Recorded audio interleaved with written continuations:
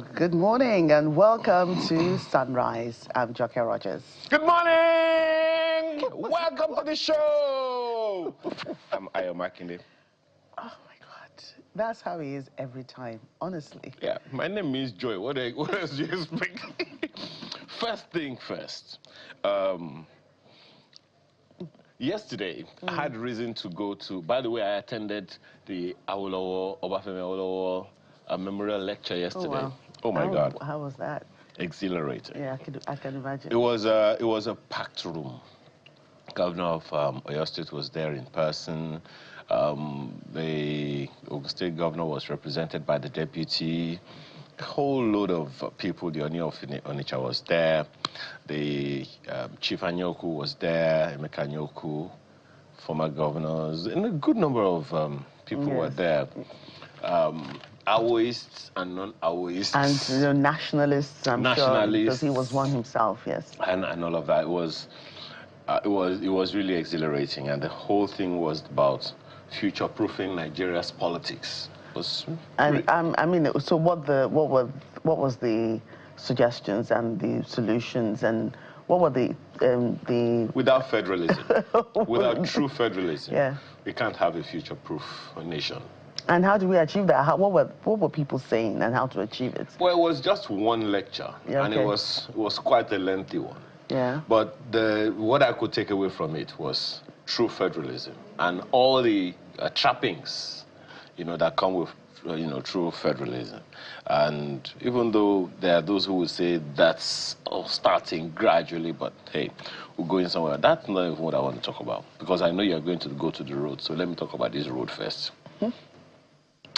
I hadn't traveled that route in about a year. Where was this lecture? Between Shagamu and between Lagos, the Lagos-Ibadan Expressway, and the Ikene, the junction to Ikene. Yeah. The road fine. Yeah. I didn't know what you were going to say, but the road fine. Oh wow. At some point I was wondering, what did they do my tire? Don't tell me you're moving there. To where? I don't No. Even I'm not even going to Abuja. But the road is really good. Oh, yeah. I mean, it's not until now that I began to see concrete. I'm being honest here. Concrete roads, and I've seen some stuff on social media. Okay. It's like you are building the decking of a house. Yes. That's the way the roads go. I'm wondering, not the road. It's just a road. Cars are going to be crisscrossing on it. But those things are solid. Yeah. And smooth. Oh, Joker is smooth. Very tempting. I hope you were not so Just very, I said tempting. I didn't fall for the temptation. I can imagine. But the only thing is, particularly the areas or the segments of the roads, road construction and all, where some construction is still ongoing. Let's find a way to communicate with the people and ensure that traffic is still moving, because, it can be hellish to stand on the roads. Yeah. And I think it was, in the last 2 or 3 days, because, they're fixing this part of the road just on the expressway here, Kara Bridge access. And so I've heard reports of... You haven't heard it, because it's just going to start on Tuesday. Yeah, well, it has started already. And this is outward... Yeah. Outward Lagos. So if you're going to go out of Lagos from the 10th of March, that's Tuesday. And it's going to last about 2 weeks. Yes. You have to leave home with a lot of patience. The road will be narrowed. It's not going to be short. It's going to be narrowed. What that means is, a 3-lane road may be reduced to 1 or 1.5. But the half may not even contain Okada. So we will need... I can't just begin to imagine, honestly. No. Normally I would leave home around 7. Now I have to leave earlier. At least for those 2 weeks. The interest of peace and stability. Earlier means what, 5:30, 6? Oh, no, maybe 30 minutes earlier. But yeah, because, you know, I like to get to my duty post early. So I'm thinking 30 minutes earlier may not be enough, but anyway. Well, we'll see. We'll see. And then finally, the ambassadors designate got their postings yesterday. Some were posted to Togo. And some were posted to Iran and Dubai and, you know, generally Middle Eastern countries. You know. We pray for you. But really, I mean... No, there's nothing really, but, you know, but the point is that they finally got their postings and, you know, a lot of the governments, they are waiting for them to bring their letters of credence and other credentials. And so I'm guessing it's good. I'm hoping that the Ministry of Internal Affairs and the Ministry of Foreign Affairs will work closely. Because one of the major complaints that we've had in time past, of course, it's funding, right? Improving now, is funding for those for our centers all over the world. Particularly until this, I think it was until this Minister of Internal Affairs, the passport production and all things, the time it takes, that now it takes you know, way much shorter time than it used to. And you get home delivery too if you want. And you get home delivery. I've seen that and people have praised it. And it's a really, really good thing. I'm hoping that our image as Nigerians would also shore up as a result. These people, you know, if you leave office now, you are a former ambassador.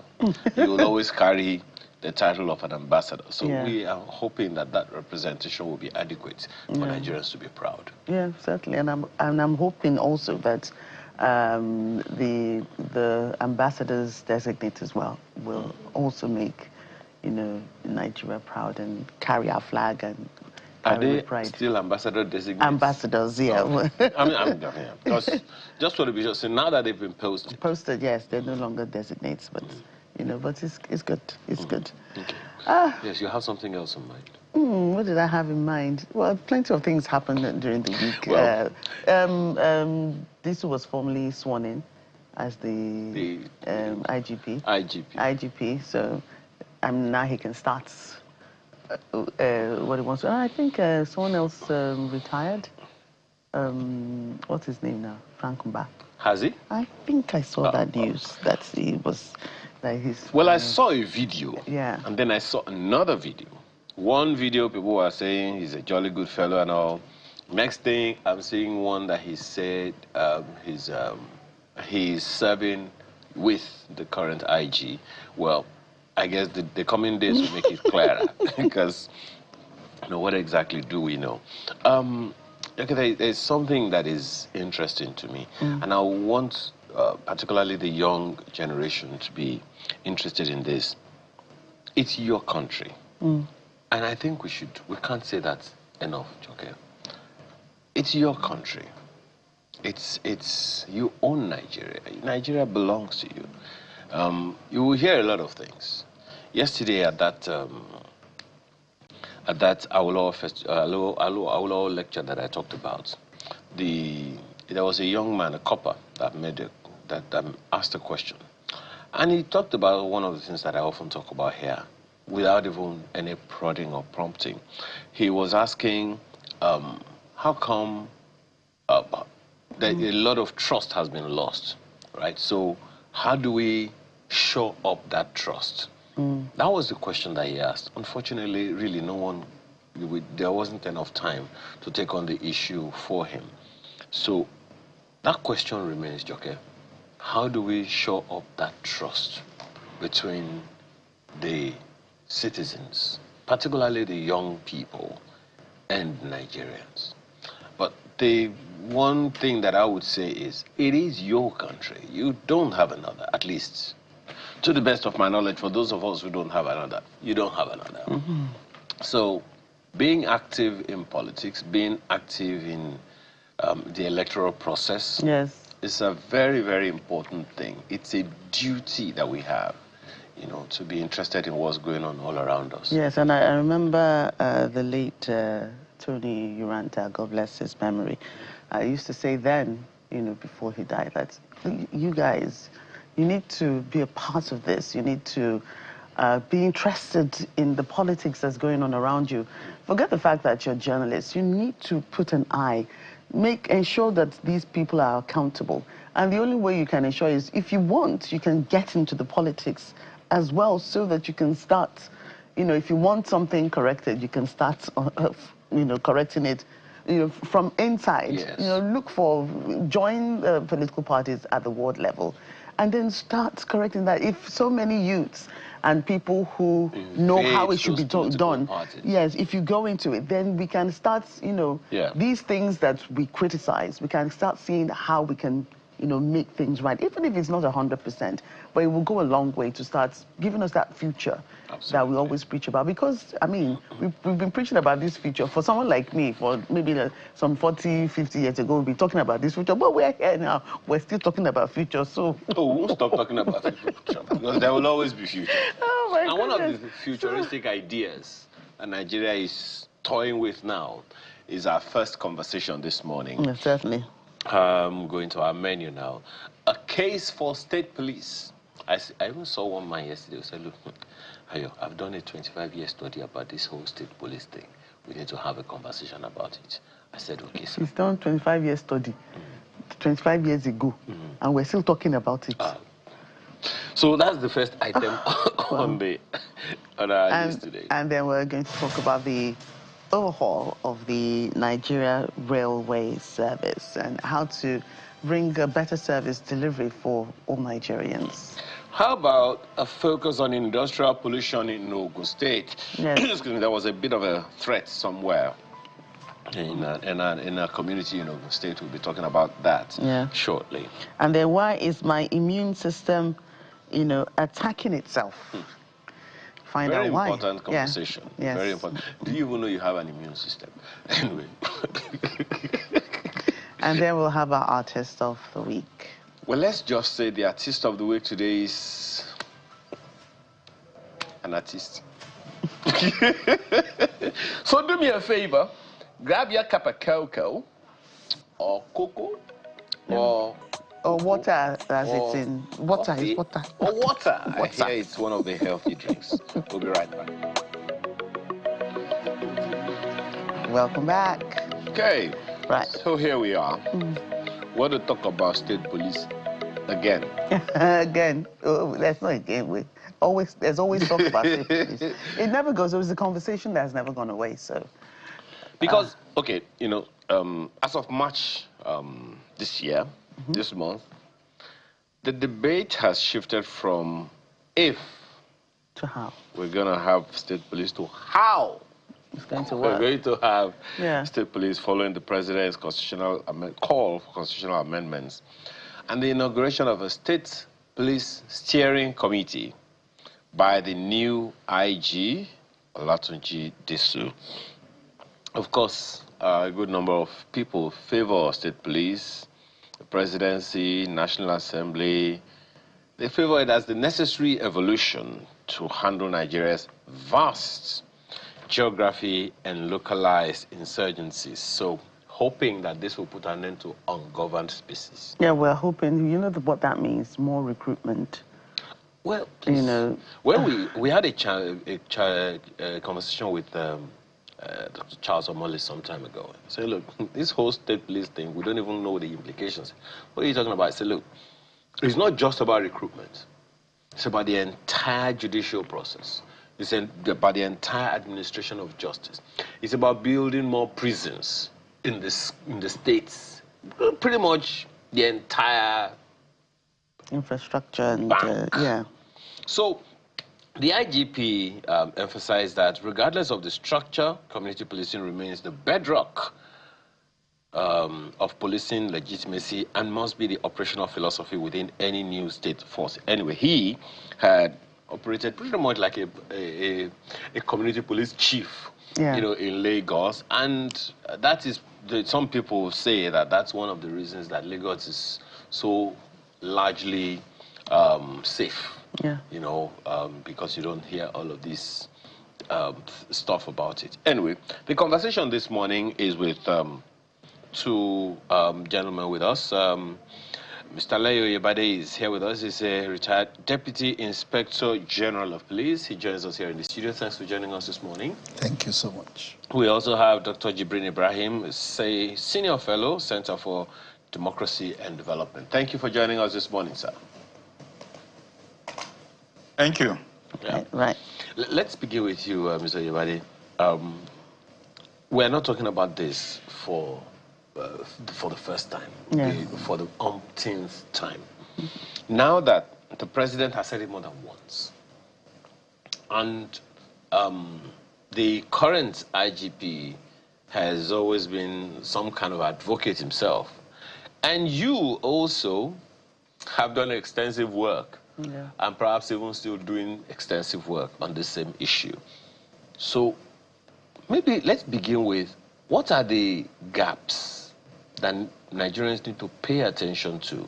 Because the major challenge that's been playing in people's heads is accountability. Good.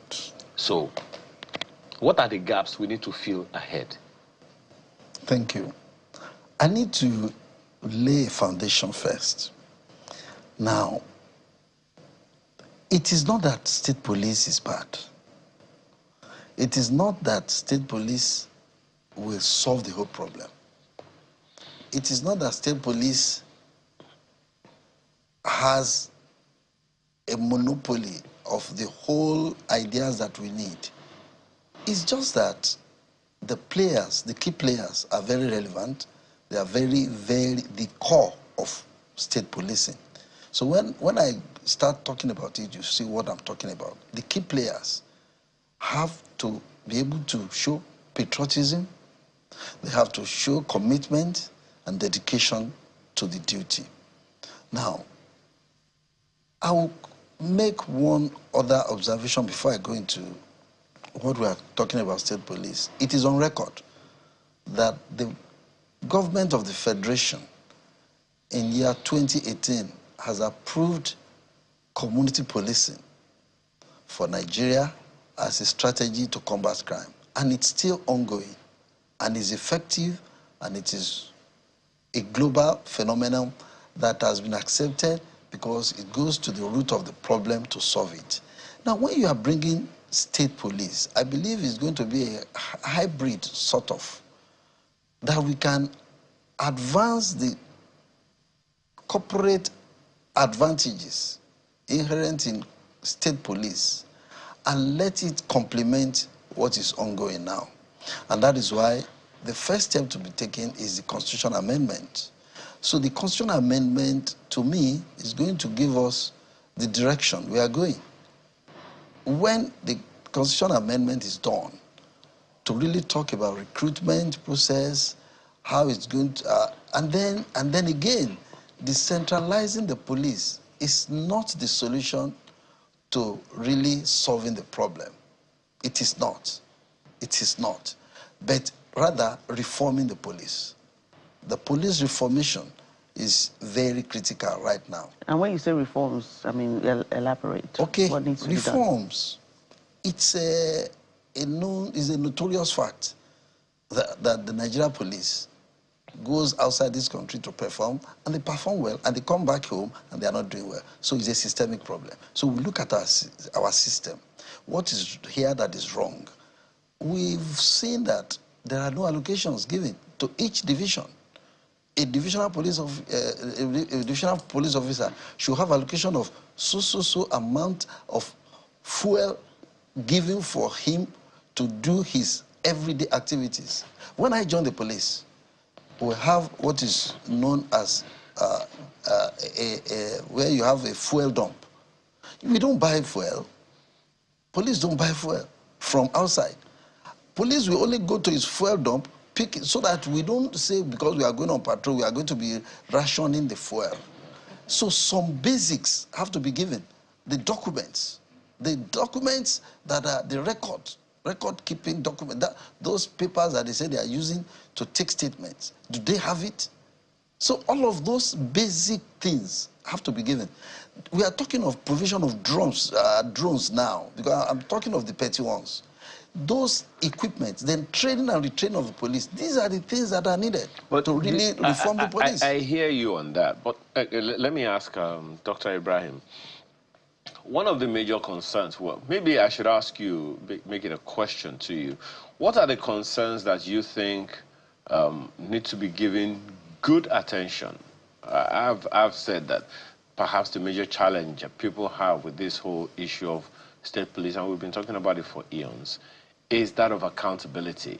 So what are the issues that you believe need to be addressed in the process of starting this whole state police initiative? Well, I think the core argument that has been made for state police is the constitutional argument, which is to say Nigeria is a federation, and the practice in federation is that different levels of authority have the rights and duty to establish security to cover their own areas of competence. Therefore, as was the case in the First Republic, there's a need for the federating units to have police forces.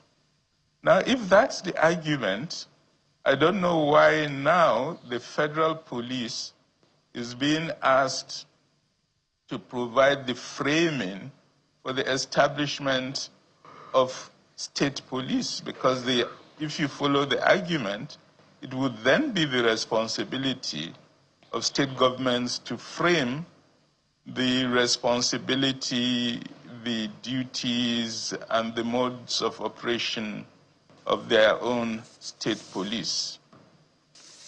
I think the second argument that has been made for state police is the efficacy argument, that they are from the area, they know the area, they know the people, and therefore they can be much more effective in terms of their work as police. But as my colleague just explained, the fact of the matter is, even with the present police as it is, you can recruit the majority of men and officers from the states and take advantage of this local knowledge that they have. So I feel the way in which this thing is being approached does not really address the fundamentals of the argument as they have been framed previously. But I think for me, my biggest concern is that we know the way in which states are governed. We know the level at which state governments go to oppress the opposition and make sure their power is unchallenged in their state. Given this political context, I've always made the argument that it is not wise to allow such people who want to eliminate political opposition in their states to be in control of state police, because they are not going to use the state police against criminals. They are going to use it against their perceived opponents, or as they will always put it, their political enemies. I've always been very worried about the idea of state police, and I think if we do indeed go ahead to set up state police, and if these state police are under the control of state governors, we are in for trouble. Okay. If, however, the state police will be under the control of the Nigerian police force, then I don't know what the argument is. Why proceed if you are not bringing a fundamental change? So the way the system that leads to the next question I have, Dr. Ibrahim. The question of what exactly is the issue? Is it a structural challenge we have? Is it an institutional challenge we have? Or is it a political one? You've identified the political one as significant. Is that all to it? And if it's going to be dealt with, because clearly from what Mr. President said, we are going for state police. So what are the safeguards that you consider crucial, in whether it's political, institutional, or structural? Well, I think everything depends on the framing of the state police, because right now, there's no clarity on the framing. The first issue is who has authority over the state police. And as things stand now, there's no clarity in terms of federal versus state authority over the police. The second is the conditions under which they operate. What are the powers that the state police would have relative to what the Nigerian police force has? How will those powers be exercised? Are they going to have prosecutorial powers, for example, in terms of courts and all that? And if that's going to be the situation, how do you restructure the judiciary to allow for that? It's extremely difficult to engage in this conversation because we haven't seen any framing yet of what is being proposed. Right. Thank you, Dr. Ibrahim. Mr. Oyebade, let me come back to you. So let's get a proper clarity on it. There is state police where the state governments are possibly in charge of the police outfits. You know that we already have these local security outfits now, Amotekun, Agunechemba in Anambra, and some others in the north. Which is state police, which is community police? Are they the same thing, or is there a difference? All right. When you're talking about community policing, as the name implies, is community-driven. Yeah. It is problem-solving. It involves all the critical stakeholders. And as we have started implementing it in Nigeria Police, everybody is involved. I sort of call it all of the society approach. It's proactive and preventive. I'll give you a small example. At the local level, at the DPO level, the DPO is expected to have a committee comprising of the chairman, local government, the head of all the local, security guards there, if it is a Moteku or whatever, the leadership of all the tribes that are living in his area, and constitute a committee that will be looking into crime at that level. And that is community policing. Now, when you are talking of state policing, it's more of administrative arrangement. And that's why, like we have said, the legal framework is the one to determine, to dictate what and how it's going to be run. The legal framework will talk about recruitment. Are we saying that when you are from one state, that's the only state, your state of origin will determine where you can serve? I'll give you an example. 1989, I was serving in Ekiti. I came from the then Gongola state. I was transferred to Ekiti. And the Nigeria police effected that type of arrangement that we want to do now, that everybody should go to his own state of origin. But it's clarified it from one rank to the other. So I was posted back to Lagos State. So what I'm saying is that in state police, it has its advantages. And the advantages are inherent in the fact that if you recruit personnel that know the language, the culture, the environment, the topography of the area they are serving, it's going to be an added advantage for them in preventing crime, in relating with the populace. The arrangement is such that the state will be controlling. So that's why we're asking for the framework. But what I'm saying is there can be a hybrid. The community policing is already ongoing and is working. So if you want to infuse the state police, it only has to do some adjustment with the Constitution to confirm And that's why I made mention that the centralization of the police is not the whole thing about state police. We can go ahead and say, there was a recommendation that I've gone before, that the DIGs should come to the regions. We have 6 geopolitical zones. So by asking the DIGs to come to the regions and giving them some more strength and capacity, it's going to help in preventing crime in those areas, because you crime map the states and the regions. What is happening in northern region is different. The crime in Lagos State, for example, is not the same crime that is prevalent in the north. So when you have a devolution of such powers to the directly given to the DIG, who is now going to be in charge of the region, he can really deal with crime and prepare crime prevention mechanisms at that level, at that regional level. So it's the legal framework that is going to really dictate, and that's why the area of state police have to be clarified. What are we going to talk about? Recruitment? Are we going to go by indigenship? Are we going to go by people who, if you are born in Lagos, that you can really be recruited in Lagos? So those things have to be clarified. The recruitment, the training, the retraining, and then the appointment of who has the opportunity to become the commissioner of police. So the clarity has to come from the How do framework. we create boundaries? The concern that Dr. Ibrahim raised are real. The fact that the fears that not just politicians but governors, will misuse them. People don't have persuasion or confidence that they are safe. We have seen complimentary cards of people who say, so, chief so, friend of the governor of so state, friend.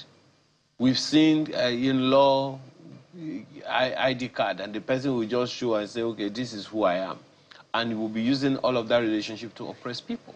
It may not even be the governor. It may be the governor's cronies and all of that. And we have seen situations where, one example, for instance, Mr. Yobade, is this. There is hardly any state that will conduct local government elections and opposition parties will win one, no matter how many they are. Well, maybe except in the FCT, experience that we just had, where PDP, won one of is it 6 local government councils, in Abuja. municipal councils in Abuja. Yes. Now, hardly in any other state, the state independent electoral commissioners or commissions are, should I say, funded by the state, administrations and all of that. So how do people ensure, how do people feel safe that this whole thing is going to be insulated? It's a fantastic idea, but the fears are real. You've talked about, what's it called? You talked about the pros. They have cons. Which one weighs higher? You have mentioned it when we started, accountability. So notwithstanding that we are going to do state police, accountability must be the core. And that is those things that we expect to be entrenched in the legal framework that we prepared. Now, a commissioner of police has his own duties. He must be able to take charge at that level. And if there is anything, I've said it on this platform, that the fish rots from the head. You must have somebody to be accountable. You must hold somebody accountable for whatever has happened, whether it's good or otherwise. Now, you have been in the police for long enough to know a number of things. If the safeguards are to be built, from your experience, what are the safeguards that you believe need to be considered? I was looking for the terms of reference of the steering committee that the IG put together. I've not seen it. Maybe somewhere that I'm yet to see. We'll probably look for it, IG, in case that's not out yet. But so maybe that would have given us an idea of what is to be considered. The president has also made a request to the National Assembly. So what are those things that we wouldn't know what, they are just trying to prepare. The first thing is this. Police, you are supposed to prevent crime. So we must put safeguards. If you don't do it or you do less, then you have to pay for it. So I'm talking about safeguards of control. Okay. Safeguards of control, where a friend to the friend of the governor will say he wants to go and use police to Okay, let me address someone. that straight away. You don't have any problem unless you want to help somebody. The law have identified that this is a crime. Whoever falls short of what the law says should be taken and he should face the wrath of the law. So that's why I have said again that it depends on the key players. If, as a commissioner of police, you are ready to dance to the tune against the constitutional requirement, then that is bad enough. How about those the governors, you heard Dr. Ibrahim say that some governors could, I'm not even talking about the current crop of governors, some governors who would say they want to use their police to silence opposition in their states. The Constitution will be there to defend the Commissioner of Police that is there. It will be safeguard for him to be able to say, this is what the law says. I think we forget some of these things. I went to do election before I retired, and that was 2020 in Edo. I can't start reminding myself all that I faced, but I stood my ground. I was ready to go. It's about you. It's about your integrity. So it begins to talk to the personality, the character. Why do they say in America, the America first? It's about patriotism. So we must now go to the root. How do we recruit the best?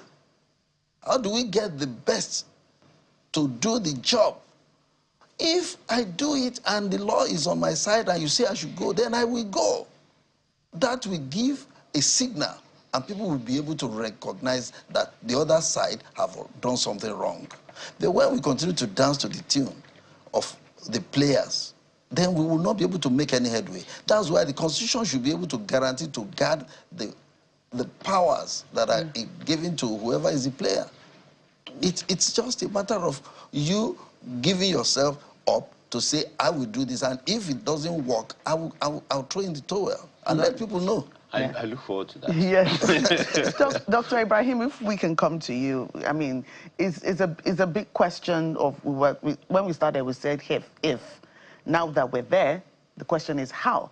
Now, with personnel costs already gulping about 80%, you know, of how to pay police their monies and other allowances, what have you, states that were struggling vis-a-vis with paying salaries to their workers.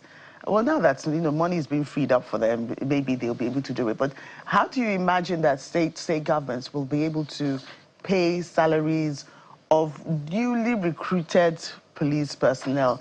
And when you look at so many local governments in all these states, you have 18, you have this one, that one, do you understand, local councils. How do we start, you know, paying these salaries? The overhead costs for state governments will now be, you know, humongous, and they might just be back to square one. Well, my view is that although the financial situation of the country is relatively dicey, the fact of the matter is that state governments have enough resources to pay for their responsibilities and to pay civil servants under their control. But what we do know from EFCC records over the years is that many state governors simply pocket state allocation and refuse to use the money for the purposes for which it has been designated. So the problem isn't really the availability of resources. I think it is much more the sense of responsibility of state governors and accountability mechanisms that would ensure that public resources are used only for the public good. I think there's been some discussion so far on constitutional responsibilities, that if you make clear in terms of the framing of the state police, that you cannot use state police to politically oppress the opposition, that will solve that problem. But people saying that didn't really remember or know what happened during the First Republic, when we had regional governments having control of police officers. When you look at the history of Kano, for example, where there was a strong opposition party, NEPU, during the First Republic, membership of NEPU was considered sufficient grounds to be arrested by the regional police and jailed. That how can you dare join an opposition party when the MPC, which was then the governing party, had asked everybody to join it? So the mere decision of a citizen exercising their constitutional rights to join a party of their choice is then reinterpreted by the regional police as a crime against the state, and people were punished. There are many memoirs of politicians of that epoch that were jailed simply because they joined the opposition. We now live in a context in this country where the governing party is trying to cajole, persuade all governors in the country to join the governing party. And we are moving very rapidly towards a one-party state. In this context of changing political dynamics, where the direction of movement is coalition around one party, and all sorts of mechanisms are being used to ensure all political forces give up, capitulate, and join that ruling party. It is, in my view, a very dangerous time to initiate state police, because it could very easily be one of the weapons used in creating that political control of a single party in which all political forces are obliged to operate under one platform. I think we should think about our political context and reflect about the dangers that are currently being posed. Mr. Ibadan, do you agree with that? Because I would think that, if you have, almost everybody in one political party, then you don't need police to do anything. I mean, that party will probably, if it's that big, and if like you have 90% there, then you don't need to force anything. You possibly, I'm just saying, You see, insecurity in Nigeria is rooted in bad governance. And you are just talking about even money. When there is a will, there will be a way. How did Lagos get it right in the first instance? When there was Shino Rambo that time, that was what led to the carving out of RRS in Lagos. So it's about being intentional. The leadership, the state governors, knowing that security is a priority, they will give more money. All the security votes, what are they doing with it? So let's face it, I am of the opinion, yes, there are core advantages in state policing that can be used. It can be harnessed. It can work. All the ones that we have, that if you go to north, you have the Hizbah, if you go to the east, all those people will be subsumed under the state police, and they can still work. It's about the personnel. It's about the character. It's about the leadership that is going to, and about what the Constitution has been drafted for them to operate with. And I've said it again, patriotism is the key. When the 9/11 happened, in those days, we saw it live when it is recorded. The people that were, going to save others, the firefighters, they were entering the place knowing fully well that they might not come back because they know that their families are going to be taken care of. Do we insure our policemen? Do we take care of the security agencies about the insurance? Do we cater for them? Do we have operational vehicles? Do we have drones? We have the challenge is more of the interagency cooperation again. Do they share information vertically and horizontally? These are the key issues. Hoping then that all these, particularly these operational requirements, will be addressed at the state level, because now they'll have a lot more resources to work with, and they'll have to get more personnel. But there is something you need to help us understand. You have been a proponent of community policing. You've done extensive work on it. You've done, and you are a decorated policeman yourself. Now, the question a number of people may want answered now is, what is likely to be, or what would you propose to be the relationship between the federal police, because we will still have the federal police, and the state police? What kind of interaction or cooperation or collaboration should there be? When they have a state police council, for instance, do you expect them to, I'm assuming that there's a state police council, as we have a police council, Nigeria Police Council. If we have a state police council, is there going to be a federal police officer at that? What are your? I'm looking at the operational challenges now. We are coming now to the operational challenges, which I put down here. I am saying that poor interstate coordination could undermine national security, our border. Now, that's why the Constitution has to now streamline who is to take charge of where and how. No, I'm talking about setting up the police council in the states. Okay, the state, I have said that it is the Constitution, the amendment of the Constitution. I think you were talking about the working relation between the federal and the state. Yeah. That's the one you were saying. I'm asking that question as well because, you're talking about the extent, the borders and all, and that's fine. Okay. But for whatever crime, and perhaps as a measure of accountability or, controlling the powers available at the state level, do you see a need for a federal officer being in charge that could demonstrate something? At least we have AIGs, we have DIGs at the federal level. I'm still saying that my recommendation, that if we have DIGs now posted to take charge at the region,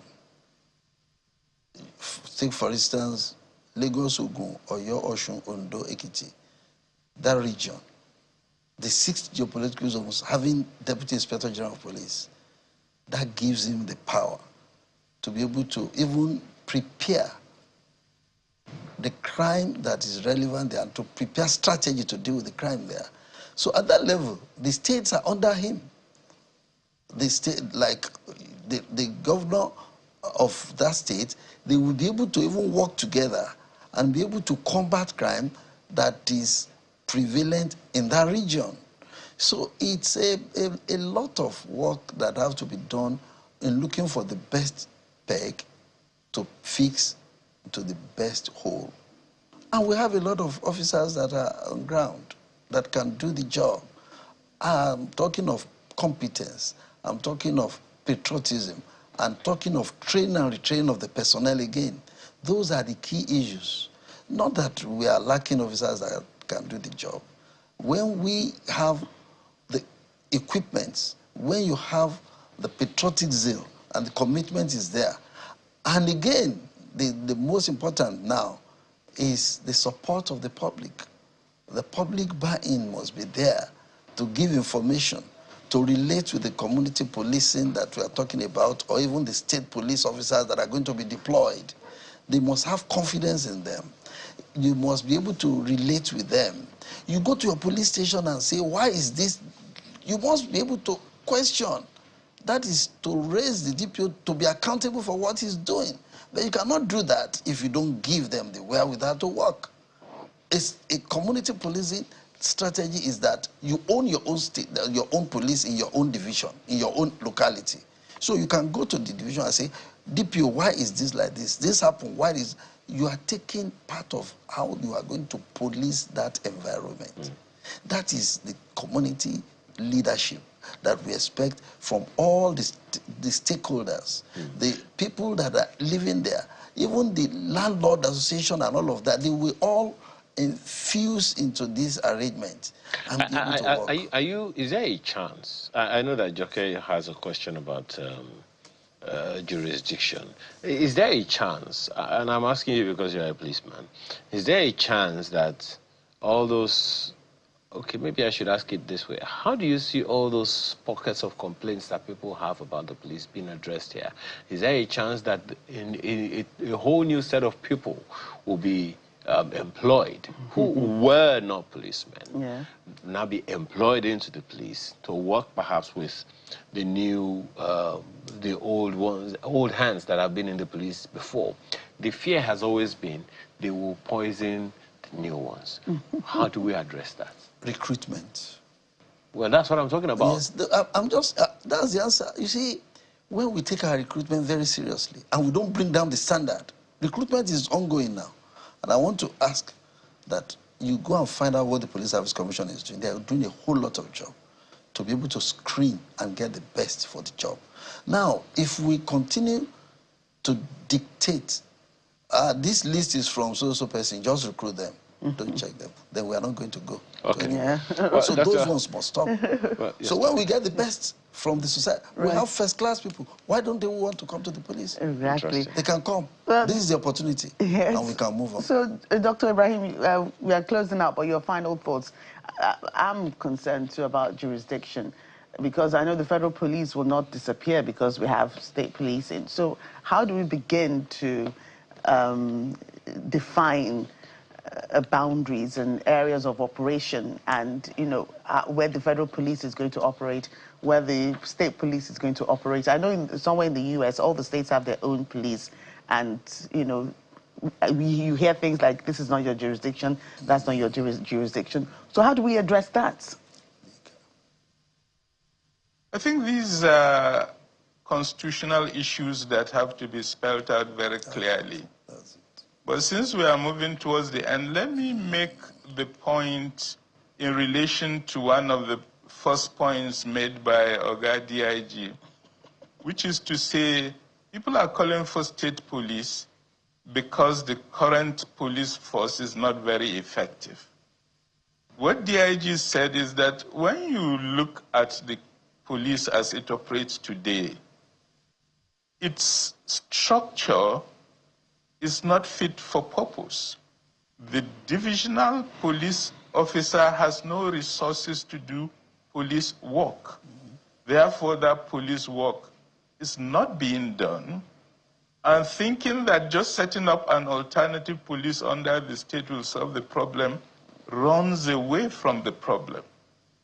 God bless the soul of Solomon Arase, late IG of police, who always made the point that when you look at the finances of the police, too much of the budget is consumed in the office of the Inspector General of Police, and resources are not made available out there in the states, in the divisions, in the local governments, where policing actually happens. If we address that problem, we may see less need for state police, because that will address the core issue of policing. But, so I'm making this point to say I agree completely with my colleague who was the first to make that point at the beginning of our discussion. Perhaps the challenge really jurisdictions can be spelled out, but the use of resources in a functional way that addresses core challenges is maybe the most important way forward. Thank you so much, Dr. Ibrahim. Perhaps, we just have to wait first for that, the terms of reference for the steering committee, and then the bills that will be sent to the National Assembly that will determine, okay, this is the what the state police thing is about. These are the jurisdictions, these are the ways they work together interstate and all of those things. But the conversation is definitely on. We have to thank you this morning for your time, Dr. Jibril Ibrahim. We appreciate your time as well. Mr. Aulawa, retired DIG. Thank you so much for your time this morning. Thank you. Yeah, right. You know that someone sent in an email that we didn't quite get, although I think this email really hits the nail on the head, everything that we've been discussing so far, the president's stance on state policing, the role of the National Assembly, the still narrative that state police will be abused by politicians no longer holds water in the face of suffocating security ravaging the nation. So I think we've talked about all these issues. So thank you, Emmanuel Daudu from Ikeja, for sending in that email. We do appreciate it. Festus Akimboyewa also added his 1 pence. While it's urgent for us to rethink our security architecture, and the state police is central to the conversation, and the logic of it is strong, the questions are, where are we going to get thousands of new officers who understand the local terrain to recruit at state level? Well, DIG Oyemade has answered you, recruitment.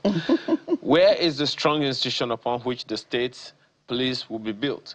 I think he also spoke to soft infrastructure, constitution. How strong would the safeguards be to prevent abuse? Again, constitution. How is it going to be well funded? They have more money now. And while state police is desirable, we must be careful not to open another source of the disease of our insecurity. That's why we are here to call to account every time. Yes, certainly. Well, that's the first of 5. We're back in a moment to talk about something you probably have been experiencing.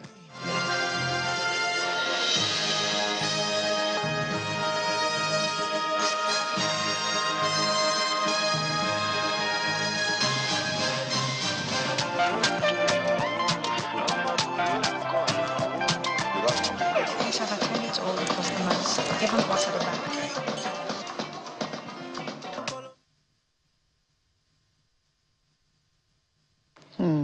Well, we'll come back to that entertainment bit yet. But for now, we have another guest. Yes, so have you ever ridden on the, have you been on the train before? Yes. To where? Kano. Oh, I've been to Ibadan several times. That was in the past, before this current. I know. Those ones are the days of locomotive. No, today, we are not. I think you have graduated a little. Yes, now I've been to the Ibadan. You know, you carry your luggage as if you are traveling to the UK. My children particularly love the train. We say, we're going to Ibadan. Are we going on the train? No. The kind of communities that are built on the rail, on the train. Yes. It's amazing. The friendships that are formed. Somebody will buy something everybody is eating. On that long trip, you become family. By force, by fire. And it's plenty.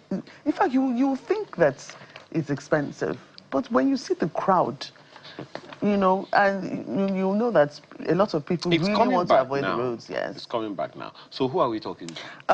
None other than our guests, Mr. Kayode Okwefa. Doctor. Please. Doctor. Okay. Please. Apologies, Dr. Kayode Okwefa. Welcome once again. Good morning. To talk Managing about Director which you know of the Nigeria Railway Corporation. Thank you very much. He's talking about overhaul and all of that. But my own first question, we just finished talking about the state police. Railway police. Do you have railway police? Yes, we do. How active we have a railway police that covers about 26 states. Oh, really? Today. And they have a commissioner of police. You know that some people never knew that there's such a thing as railway police. I know, because I served in the Lagos State Cabinet once, and I know when we cleaned up Oshodi, the Railway Police Command was important in the cleaning up. And for your information, your last guest was once the commissioner of police. Railway Command was once, I think, PTO, DPO, He's DCO. been everything. He was even once deputy commissioner of of police operations for Nigerian Railway. Oh, wow. Okay. Okay. No, because there have been concerns about the fact that we have the railway system. We talk about challenges of security on the rail tracks, and we've talked about that for years. But now, to know that finally the railway police is becoming active, I think it is something to be celebrated. And these are the things that the more people know them, the safer they will feel on the rail lines. I agree with you. Unfortunately, once you appoint somebody or once you post a police officer to the Railway Police Command, the next thing the man is thinking on his mind is how he's going to leave. Why? I don't know. You should have asked your last 2 days. However, the same thing with the Commissioner of Police for Railway is you hardly find people staying more than 2 years. They just want to leave. It has to do with all the issues they discuss about. Is it also a case of funding? Do they have funding problems as well? Very, very much will be related to funding. But in my own opinion, I think it's just to request that state governments and state governors should also take the Railway Police Command as a very serious command, especially for states like Lagos, Ogun, Oyo, Edo, Delta, Kogi, Kwara, Niger, FCT, Kaduna, now Kano. States where you have really every state has to be. But here again, we talk about jurisdiction. If the railways, where you are concerned, is a federal infrastructure, I mean, why would you want the state governments to... Okay, the railway, like he mentioned that he took train to Kano, I'm sure we know the train I was talking about. The railway was Nigeria at some point. Yeah. The history of Nigeria is the history of Nigeria. Yeah. The history of railway in Nigeria is the history of Nigeria. Yeah. Yeah. And for mobility is a security matter. If security fails, mobility will fail. Yes. If mobility fails, security will fail. And the rail corridor cutting across many states, for example, River States and let me mention Enugu State. A huge part of the entire Port Harcourt and Enugu city as a whole belongs to the Nigerian Railway in terms of landmass. So you can't talk about the history of Enugu State or River State without talking about the railway. So, and what that means is for a state to be secured, you need to take into consideration that is also a critical national asset. Yeah. A critical national asset passing through your corridor, passing through your state, makes it very, very important to pay attention. You've seen some videos circulating about some states. So you can't talk of Agege now, which is my own hometown, without talking of Nigerian Railway, because the rail station at Agege made Agege prominent at several points. You can't talk of Ibutemeta, Mela, without talking of Loco, you know, where many of these fantastic football players of past actually own their skills from that place. The railway compound in Lagos, Enugu, Kano, Kaduna, and Port Harcourt probably will be the biggest single community you have in those states. So it's important. And that's why I'm not saying because I'm from Lagos. Recently, the drainage system in railway, Nigerian Railway compound in the Vitimata, is now being overhauled by the Lagos state government. Because the drainage, if the drainage system within the railway compound is not in best place, there will be flooding at Ekmori, Olaleye, Ebutemeta, Monitalamame. So the railway is an integral part of the national critical asset of Nigeria. So every state government should show interest in what happens with the Railway Police Command. We are not even talking of the railway system, we're talking of the Railway Police Command. Because the security of your state, of the state, is also tied to the security of the mobility corridor. That leads to the conversation around the overhaul of the Nigerian Railway Corporation. Tell us, what's outstanding, because we are aware that there are persistent challenges of funding, systemic vandalism, recurring safety incidents, and all of that. What's the plan? Okay, I'm going to start my usual way. I have grown by faith to do away from challenges and focus on the opportunities that is ahead of me. That is not to say the word challenge does not exist. It's just I've decided to reframe it to be as an opportunity, or call it issues. So when I say issues, people can internalize it as I'm referring to challenges. It's just the issues before the Nigerian railway system overhaul or whatever is not different from the issues before the Nigerian nation itself. We started about the same time, 1912, 1914. 1960, we stopped doing nothing on the railway. When Nigeria became independent, we left the railway, and we're just taking advantage of what was built in the first 60 years. Until around 2002, 2012, we came up with the modernization plan. That plan itself will expire next year. That is Strategic Transportation Master Plan, under which you have the modernization program. So that was supposed to be the beginning of the overhaul. So it started well with technology transfer, human capital development. Unfortunately, it also had its own hiccups from that 2002 to 2015. It was when President Muhammadu Buhari came in 2015 that the Abuja-Kaduna train was completed. It started long before him. It was during his tenure the Abuja Rail Mass Transit, the first of national rail system, was completed. Same period, we started the Lagos-Ibadan train system.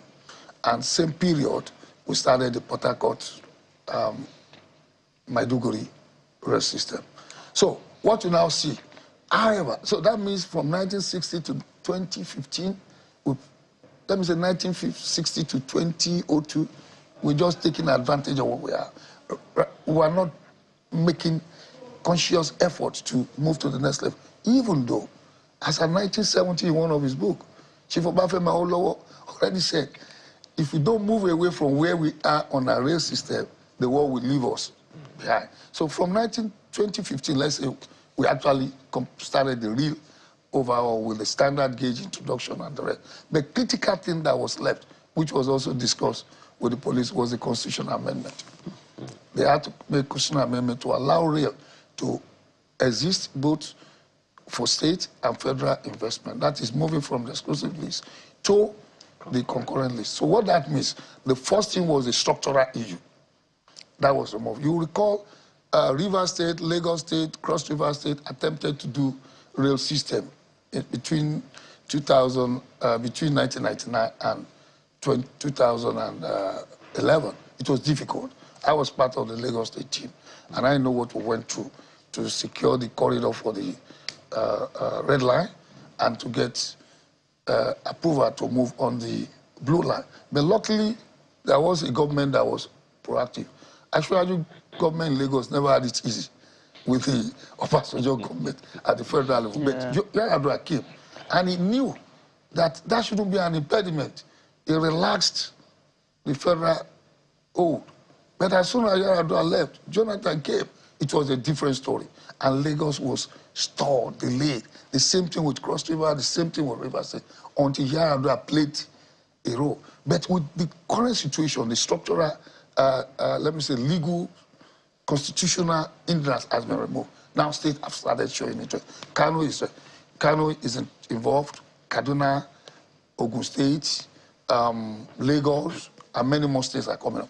Now, when you move from the constitutional issue, that is the statute, we now go to the structural organizations. Now, states are now free to start their own rail company. They can now put up their own rail regulatory system. So you have Lamata in Lagos, I don't know the name, in Kaduna, then you have in Kano, then you have in Ogun State. So states are now coming up with their own rail agencies and rail companies. After going from there, we'll now go to the processes. How will it, just similar to what you're discussing on state police, we now have to talk about reforms, internal reforms in the Nigeria. That's the one I'm involved in.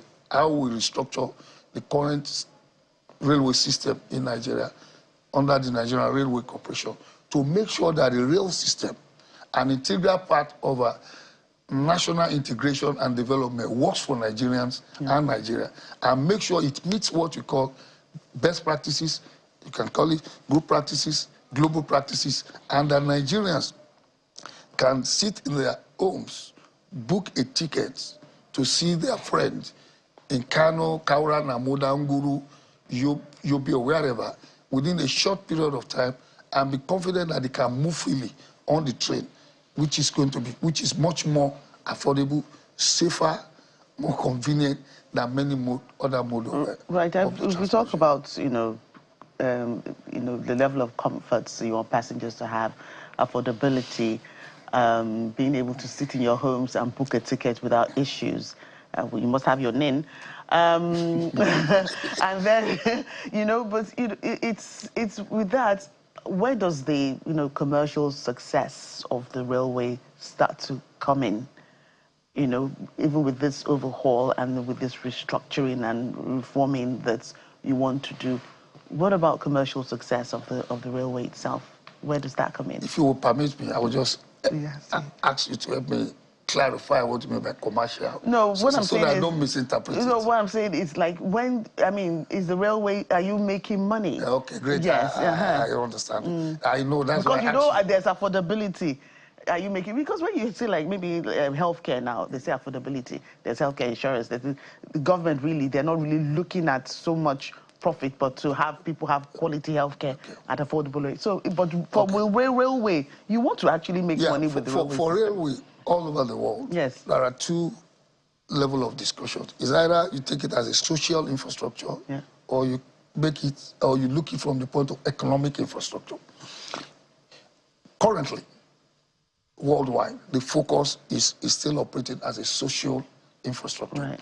However, there is discussion, which is what you are taking me to, that we should start looking the rail, because of the scarcity of funds, as also an economic infrastructure. So we are decided under reforms to keep it as it is, social infrastructure, but with a focus that within the next 5 years, it should start looking like an economic infrastructure. And don't let us be confused. Economic infrastructure, social infrastructure does not mean it is not an economic issue. So the social infrastructure is that the returns may not justify, the cash, the monetary returns may not break even, or the cashback period may be so long, but that should not deprive you from investing, because it is a social, it is an enabler of wealth. It is a trade facilitator. It is a way to push people out of poverty. Yeah. So it is, in that case, you would describe it as economic infrastructure. But why they still call it social is that government should not look at the return on investment in terms of what comes through the railway. Yeah. So the return on investment in rail is the overall GDP impact on the country. Yeah. On the country. Okay. And in the case of Nigeria, for example, and I keep saying it, until we get to an investment level that gives us a return on investment based on the contribution of the rail into the transportation sector, that gives the transport sector a GDP contribution of not less than 6%, Nigeria will not transit from developing to develop. And that is the standard globally. Nations that have developed have looked at rail as a social infrastructure. And nations that have transited to rail as an economic infrastructure are nations that invested heavily without looking back. In the case of Nigeria, if we continue at the level of investment and we start looking at rail to pay back the investment, we will not move anywhere. Perhaps that underscores the concurrent as opposed to the exclusive list that the railway system now is. So in that light, and you've talked about the angle of the international, national connectivity. How are state-level projects like the Enugu State Standard Gauge Rail and the Lagos State Green Line, which has some 100+ billion allocated for it this year, how do you see those improving the regional commerce and decongestion. Okay, these are part of the reforms that are ongoing. And that is what I meant by the social infrastructure aspect. You see, the federal government, the national government now, is now investing in the sub-national economy through rail infrastructure. So what is happening is federal government is investing in the Lagos rail system because of the importance of Lagos to the national economy and closeness to the waterways. Then is investing in Kano Metro Rail because of the population and the impact of Kano in the northern economy. The same thing for Kaduna. Because if you want to move products from the north to the south, your best bet is through Kano and Kaduna. Then you now see states like Enugu. You need to travel to the railway station in Enugu. It's bigger than the one in Lagos. Wow. I was shocked. With even underground, linked to the stadium, linked to everywhere. And that tells you the importance of the coast city in those days. And it tells the importance of Enugu to the northern Nigeria. So when you move from Port Harcourt, you get to Enugu, you just swap to Makurdi, and there you are in Kano. And that corridor was making so much resources to the Nigerian railway and the Nigerian economy. So what the government, the national government has put in place under the current administration is to ensure that states that have capacity to contribute to national growth and economy, requiring mobility, are supported. So by the time we support, the federal government supports all these states, what you see is that the capacity, because of the capital intensiveness of the rail system, they will be able to get it done. Once they get it done, it's integrated into the national railway system. Why should I be living in this is a Arepo, right? This is Channels, is a, I don't know how to describe this town, because you are neither in Lagos or Ogun. You are in between. Let's say we are in Channels area of the Lagos, and I want to take the train. You know, I still have to travel to Agege or something. Yeah. So there must be some connectivity that is left with the Lagos state government. The same thing, if you are in a FCT now, and you are in Gwagwalada, and you want to travel to Kaduna, you still by train. It's either you go by road or you go by train. So you have the Abuja Rail Mass Transit that can take you from the CBD downtown Abuja and take you to Idu for you to join the national. So state must also be conscious to connect their difference. And I'm aware that Kaduna is working on that, Kano is working on that, and also Ogun State is also. So the NRC is still very active in the interstate. Yeah, connectivity. Yeah. Okay. More importantly, we have put up a roadmap now, a national rail map that shows the possible connection points for different states to the national rail system. Because that's the way state will not be interested in moving from Lagos to Ogun State. Lagos State would rather want to construct a rail line that joins to the same thing for Kano, the same thing for Kaduna, the same thing for Sokoto State. But very soon you will see the train moving in Zafara. And speaking of Lagos, there's a lot of attention on the electric powered trains and all that. What about the NRC? Any vision or mission or strategy to move from diesel tracks to electric? Lagos is the only. Lagos train is the only train working on electric. That is the blue line. Yeah. And I want to say here that I've said it many times. We are planning in the next 5 years that the national rail system should start going electric, and that might possibly start with the central line, that is the Warri-Itape line, and the Lagos-Ibadan line, because they have gas. Okay. To produce electrical energy that will power the track and at the same time power the system.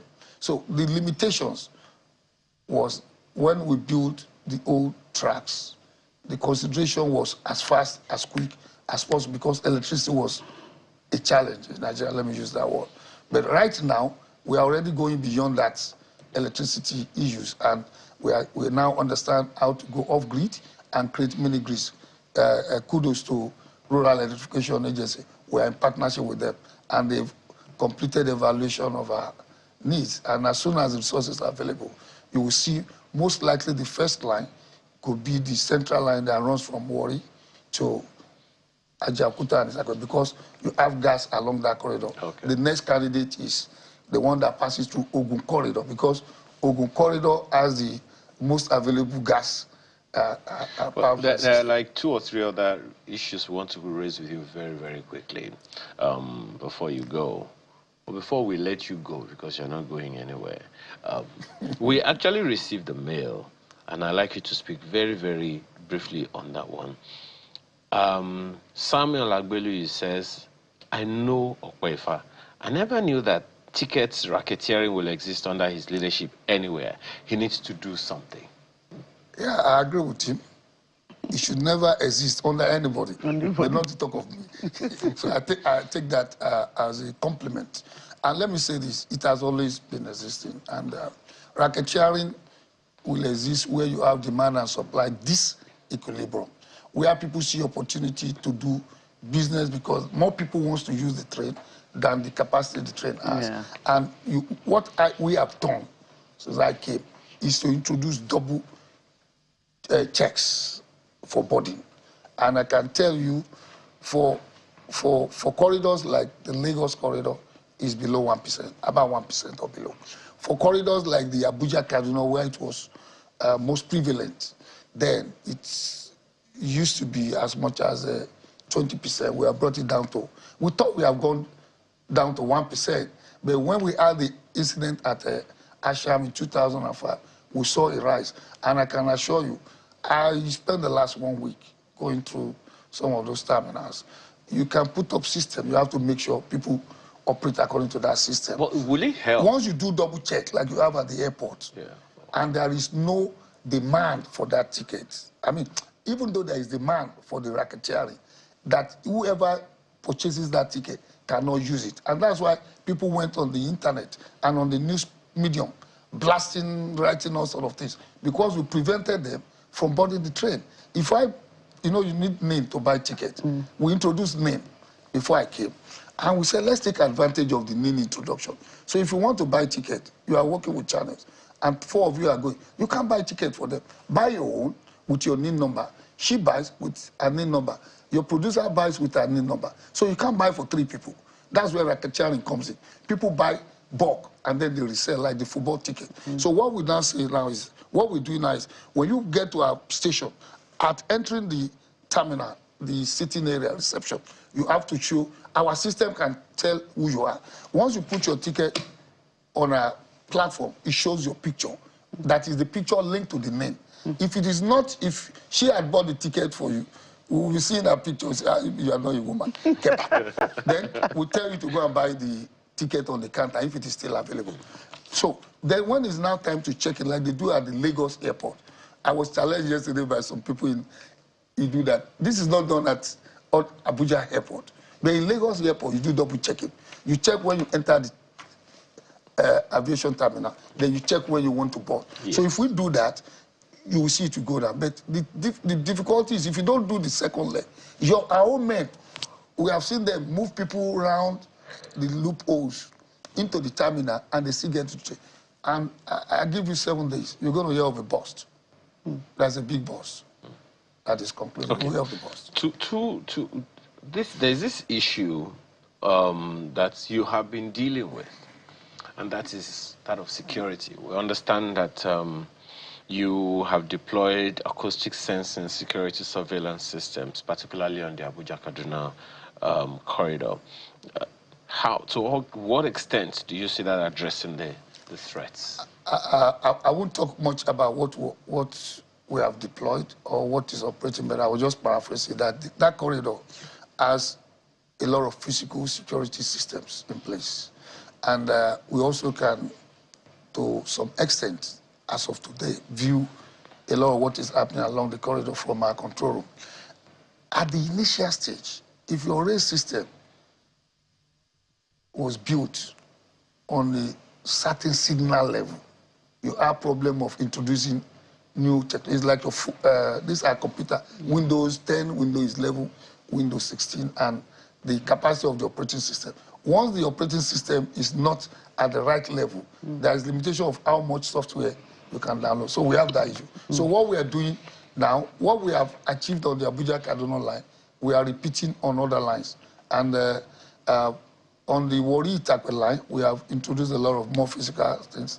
And very soon, the electrical and electronic digital system will start showing. We are at the level of procurement of many of these systems. Thank you. Thank you so much. Dr. If I can talk about railway for 2 hours non-stop. Yes, that's what he loves to do, transport in general. And I love listening to him anyway, so it's fine. Thank you so much. Let me say something before I go. We've introduced 3 trips per day now for Fridays, Saturdays, Sunday, and Monday on the Abuja-Kaduna line. That will reduce racketeering. Okay. That will also improve experience. And we have gone further.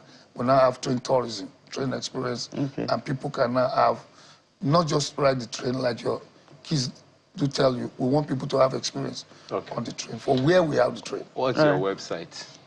www.nrc.ng.com. Okay.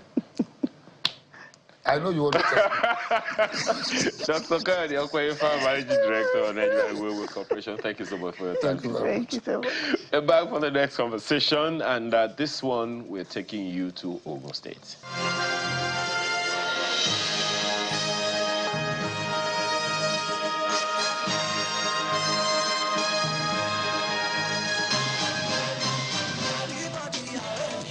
Welcome back. Well, while you are still dancing, it's a very joyful song, there's no doubt about it. But one of the, you see, the twin brothers there, one of them died, I think, within the past 1 or 2 weeks. Taiwo Ademodu or something like that. May his soul rest in peace. Yes, now to the focus on industrial pollution in Ogun. Yes, certainly, and which has been, in the news for some time now. And, we've had complaints from communities, they've raised alarm, and the Ogun State government has reacted and noticed a lot of things. Penalties have been given, the big stick has been wielded, companies have been shut, consequences have occurred. So we're going to talk about how all that transpired and what the state government is going to be, what more the Ogun State government is going to be doing about it. Sometimes I really wonder how some of these things are possible, because, as I said, I was in Ogun State yesterday, and there's a lot of development in Ogun State. How these things can happen still beats me sometimes. Anyway, who's our guest this morning? We have the Ogun State Commissioner for Environment, Mr. Ola Oresonya, who joins us in the studio. We're happy to have you live. Thank you. Thank you for coming. We always we've been having conversations with him, but usually virtually. So it's good to have you, come and, do your thing live. Thank you. So welcome. Thank you very much. All right. So, how is the work going? It's one thing to be in the saddle as Commissioner for Environment. You've been, it's not your first rodeo as a commissioner, but it's and there's a lot to tackle when they talk about environment. It's not just about pollution. There's so many things going, so many things. This comes up today, you try and tackle it, something else comes up tomorrow. Because the environment is everything. Really, is everything. Yeah. Without environment, I don't know what we can do. So, how has the job been? Let's start from that in Ogun State. Well, it's been exciting and, tough. But you stand to learn new things every day. So, primarily, I see myself as a learner. I learn too. I still learn about new things emerging in the environment, and I've learned how to respond and how to react, to differentiate between the two. Respond by projecting what could happen and how to prevent some, and also react when there are times you probably will not anticipate. Some of those problems, they just emerge, and you must react to them some and respond to some immediately. So it's been a very interesting one. So we've heard of, well, I don't know how you have coped with this, viral reports of alleged 45 deaths, upwards of 45 deaths linked to health complications at one specific factory. You want to tell us about that? Because I know there is more that you have to deal with from time to time. Yeah. So what exactly happened in that case? Right, yeah, Sunday morning, I think that's a few days ago, woke up to hear this news, you know. Every day, one thing I do first is just to quickly scroll through my phone. Is anything waiting for me? You know, overnight. So typical, I was getting set for church service and saw this, 48 people in a state, and coincidentally, at the same time, you know, the governor got it. And the governor called me, what's happening? 48 people. I said, okay, sir, I'm on my way there. So I had to leave church and go to the place. And only to did our investigations. And the first thing we have to do was to isolate the problem area. You have to shut the place down. Okay, if truly we have this, until we're able to verify that whether it's true or not. So on the instruction of the governor, you know, we have to shut the company down immediately. That Sunday morning. And, well, I have to investigate, and went to the hospital. I met with the claim victim, Bartholomew, and the sister Cynthia, who are on the social media, the social media and the complaint. So I was able to talk with the doctor and the hospital and establish certain facts. Then the list of the 48 people, I thought probably fresh death, but no. This was a compilation of lists of people who have died since 10 years ago, you know, from a company. And the young man, I said, where are the 48 people? And he said, no, nobody, but he was just compiling the list of people who died on a work-related death in the last 10 years, since 2006. So they're handwritten like this? Yes, handwritten. So I was really worried. And I said, okay, can I get the families? You couldn't trace the families, and they're just single names like that. So, well, whether true or false, I'm trying to establish the integrity of that. But we're only able to identify 2 people out of those who died there so far.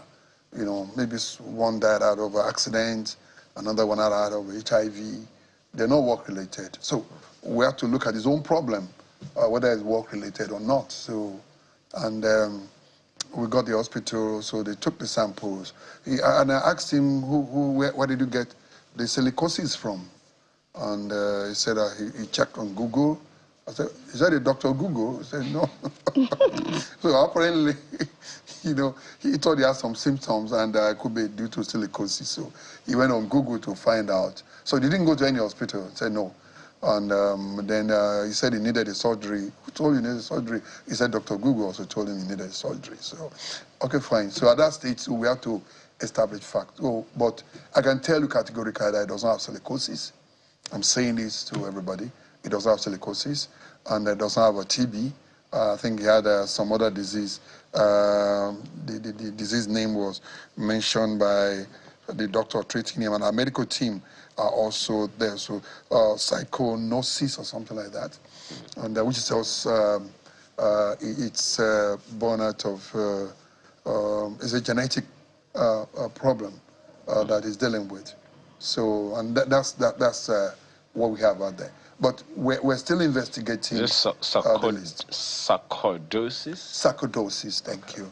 That's the problem that he has, okay. You know. So, and this so far is not work-related problem.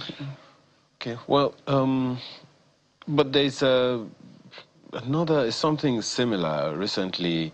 You have set a 31st March deadline for that Ogijo-based company to retrofit operations with technology and all of that. Before you answer that question, or maybe you could answer the question together, for one to notice these things or to hear such reports, it suggests that there are some monitoring gaps. You know, Ogun State is a very large state. So are there monitoring gaps that need urgent closure? You know, particularly from your department. I know that for your ministry has to work with water resources, if there is such in Ogun State, you have to work with health, you have to work with a number of other agencies like that. So is that where the gaps are coming from, or what exactly are the issues? Well, I will look at it from two angles. The gaps, well, yeah, there could be gaps, but the problems we have now, they're not as a result of lack of adequate monitoring. For example, the company that we had to isolate again this last Sunday, we shut it down last November for dust, air pollution, and the rest of it. So that by OGEPA, the Ogun State Environmental Protection Agency. So we have zonal officers who monitor these people. And now we even have a network where we have the community OGEPA joint monitoring, where the community members are actually the first responders. As first responders, they are on the front line of the monitoring team with us at Ogun State right now. So many of these areas. Now, Ogun State, if you look at our peculiarity right now, a few years ago, we have an aspiration as a state to industrialize, to take off the heat from Lagos about industries. So deliberately, Ogun State opened up for industrial activities. And I give it to the team of the states who have been specialized in the industries, trade, and investments. They've done a very good job to attract all these industries to Ogun State. Now, we are the industrial capital of Nigeria.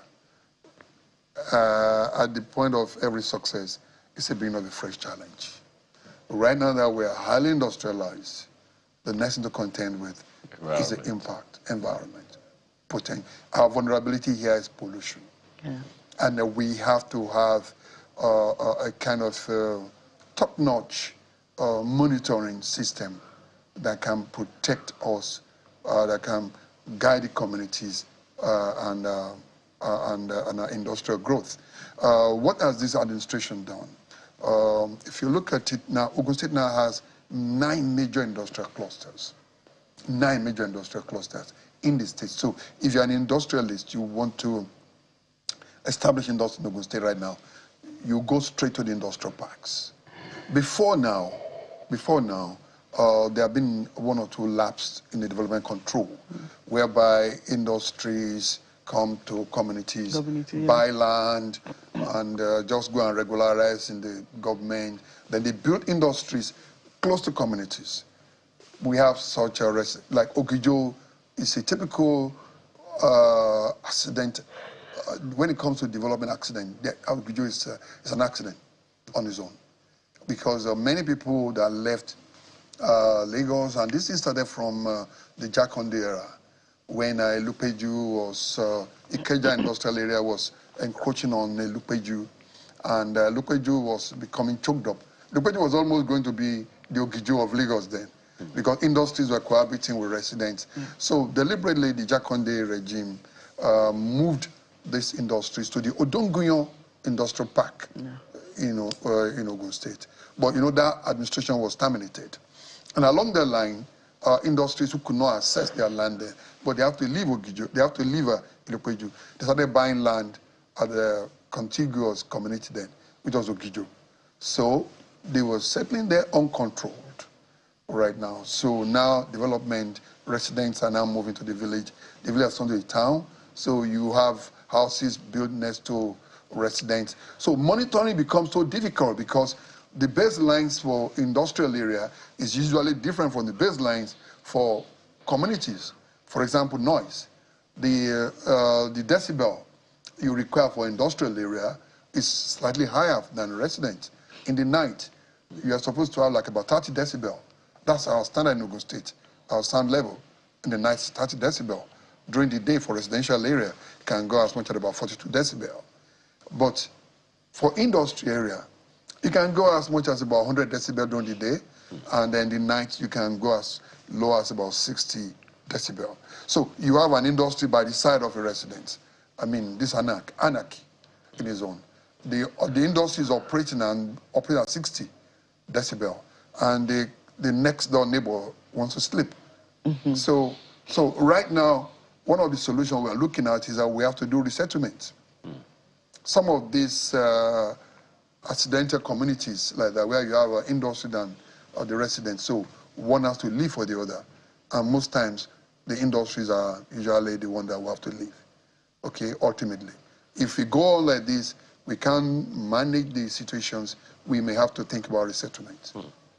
So now, following I mean, you just spoke to, a letter that you put out, and you had to shut down a particular organization. Now, in the wake of that, the recent suspension of those 3 environmental consultancy firms for submitting deficient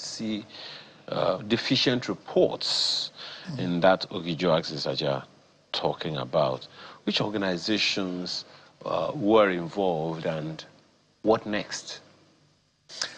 Well, in our monitoring process and managing those industries, we have consultants who are supposed to support these industries in their compliance drive, and they will report to the government. The government registered these consultants to support these industries so that they can actually comply with the regulations. But I'm sure you are referring to the lead industries that were shut, about 7 of them, down around Ogijo and even Anamowe axis here. Many of them were found to be deficient in their compliance status. So, and we have to escalate our investigation to the consultant to see their level of compromise, if there are any. And I think 3 of them were found to be complicit in their reporting pattern, and we have to suspend them immediately. While the industries still are under lock and key. But right now, we've asked some of them to open up to retrofit their system, and I will give them the guidelines. If you are not meeting this level of operational standard, you can't operate within our system. Knowing fully well the product they are handling, it's highly, highly toxic. I mean, it's highly, highly dangerous product, lead. Lead is toxic, it's carcinogenic, and we cannot allow just any industry to handle that in Ogun State. We have the highest number of industries in Africa in Ogun State.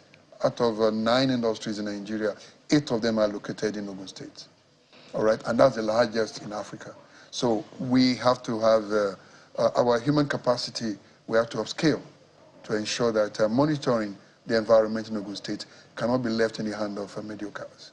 No, we cannot. Right, and when you say that, leading up to the shutting down of those companies, were reports of, people, the communities already suffered the consequences, which is what brought it to light. Yeah. So, Aya said something at the beginning about gaps that needed to be closed. Are there no measures to do constant checks on those sorts of companies such that it doesn't lead to safety issues for communities and people already suffering the consequences before action is taken? Yeah. These are emerging issues. Some of them are emerging issues. Some we anticipated, and some are fresh ones that are coming up. And our mitigation strategy, it's what we keep improving upon because we equally have to learn some new things. Some of the industry would probably not have declared everything they're going to do in their environmental impact assessment report, which they presume to have submitted even before establishing these industries. There are a lot of things they will hide. For example, when you're going for routine monitoring, they know you're coming, so they will hide some things. They will hide some things. And we still do, unannounced visit, probably out of triggers like complaints from a community or people suspecting that something is going on. So we still do that one too. But we have a large number of industries in Ogun State, and we're unbundling this problem as we make progress. So our regulation in Ogun State, I can tell you now for free that our environmental regulation standard in Ogun State is slightly higher than the national standard. And I mean, for obvious reasons, it's higher. Yeah. And we're daily running with it to be more stringent. And we have a safety commission already coming on board to ensure that we safeguard the lives of the workers in those industries and the communities so that we preserve their lives through our safety commission, while the Ogun State Environmental Protection Agency ensures the process conforms with the best practice or the good practice. Right, and I'm glad, you must have said it like 5 or 6 times already. Ogun State is way up there. Kudos to the government. Thank you very much. Right, but then here comes the, the dangers that you've been talking about. Even the industrial cluster themselves, they're a danger to themselves, because they're also like a community of sort. So, we've talked about lead poisoning, which was the most recent, but out of all these industries that are, that have set up shop in Ogun State, which are the ones that you monitor more because of the kind of danger that they pose to not just themselves, even, it could actually even trigger down to communities that are not even within the clusters themselves. Which are the most dangerous that you have to pay more attention to? Yeah, in our categorization of high impact industries, when you look at the process, and we have any company dealing with chemicals, any form of chemicals. Chemicals react. In their stable state, they may look so good, so stable, but when they interact with moisture, they become aggressive. So once you're dealing, in Ogun State, we have what we call the chemical storage permits. And you give us your kind of a profile, your chemical that you are using in your industries. So we have categorized those chemicals, and we know those who are vulnerable. So once you are dealing with them, and mainly pharmaceuticals industry, paint industries, recycling industries, because when you are recycling, you are mixing 1 or 2 things together, and you are likely to get a new product. And in the process, your effluent, your air can be impacted upon, both for the workers and the environment. So on the categorization of severity of impact, I think the chemical industries comes first. Then we have anybody dealing with gas. Also, don't forget that Ogun State has the highest number of gas reticulation in Nigeria. And that's why that's another appetite for these industries. They are moving to Ogun State because they can actually get gas easily. So we have the highest reticulation. So once you're dealing with gas in Ogun State, you're on our vulnerability list also. And we keep an eye on those industries especially. And then all industry in Ogun State now are expected to install what we call the air emission device in their systems at their stack level. And this device comes with transmitters that we set up a control room now that we can get online real time of what you are emitting from your stack. So to protect the environment and even to safeguard even the industrial cluster itself, so that we don't come and develop another problem in industrial clusters where you have accidents, and that would be terrible because all of them are dealing with very dangerous items. So our industrial clusters, the air quality in those areas have to be measured on time, real time. I'm just wondering, because just as you said, with every opportunity, or was it Dr. Okpefa that said, with every elevation, with every measure of success comes a fresh challenge. Yeah. Now, it's enough, task on your hands that you have that number of industrial parks. The special agro-industrial processing zone is another industrial park that is coming. Yeah. What's the plan ahead of that? Because do we have to wait until it gets off the ground? No.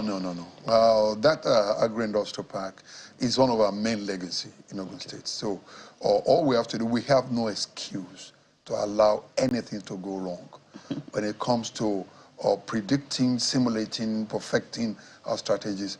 We work day and night. Don't forget, the governor was even there last week at the industrial park. All right, it's a major legacy for this organization. I mean, for this administration in Ogun State. It's closer to the airport. The cargo airport is going to have a large investment, a world standard investment, large investment. Nothing must go wrong. So in my own sector, in the environment sector right now, flood control. We start with even the flood plans to make sure that effluents are well treated and that they can flow properly. Then we have a major effluent treatment plant that's going to aggregate all the effluent from the park into a major effluent treatment park that is going at the interchange. It's a major project that's going to complement that, that industrial park.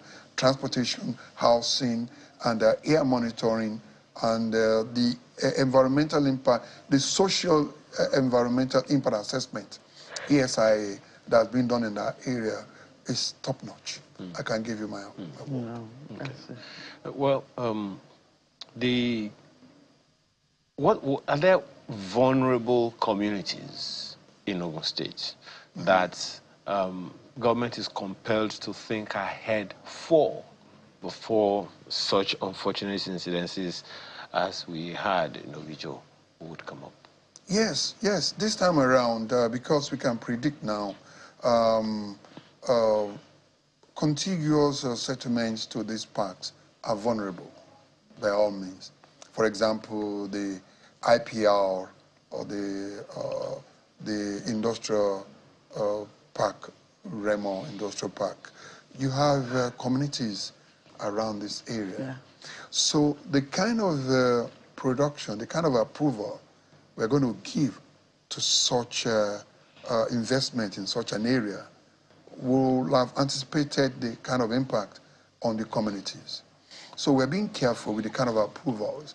If it is so far now, we're not allowing chemical processing around that area. Probably maybe pharmaceuticals that into mere packaging, not into primary production. Most of our people doing chemicals and the rest, they are moving towards a park, towards Ogere Park. All right, while the agro processing, food packaging are where we call the Flowergate Industrial Park. But yeah, they're not too far away, but we move the high impact industries away from the communities. The Ijebu axis, the Mojoda area, where we have another major industrial parks, where we can move, we are looking at chemicals, productions, recycling, major recycling. Don't forget that we are the headquarters of recycling in Nigeria too.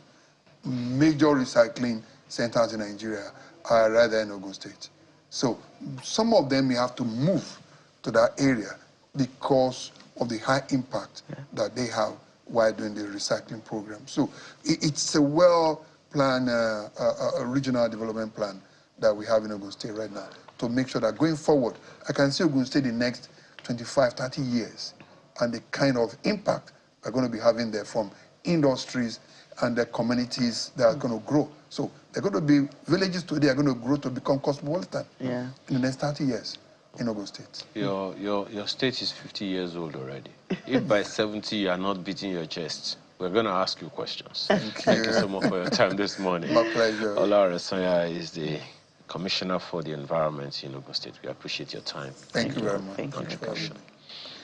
Now, to your own internal environment. You know, you ask the question, why is my immune system attacking me? That's the internal environment. Yes, it's Talk about that when we return.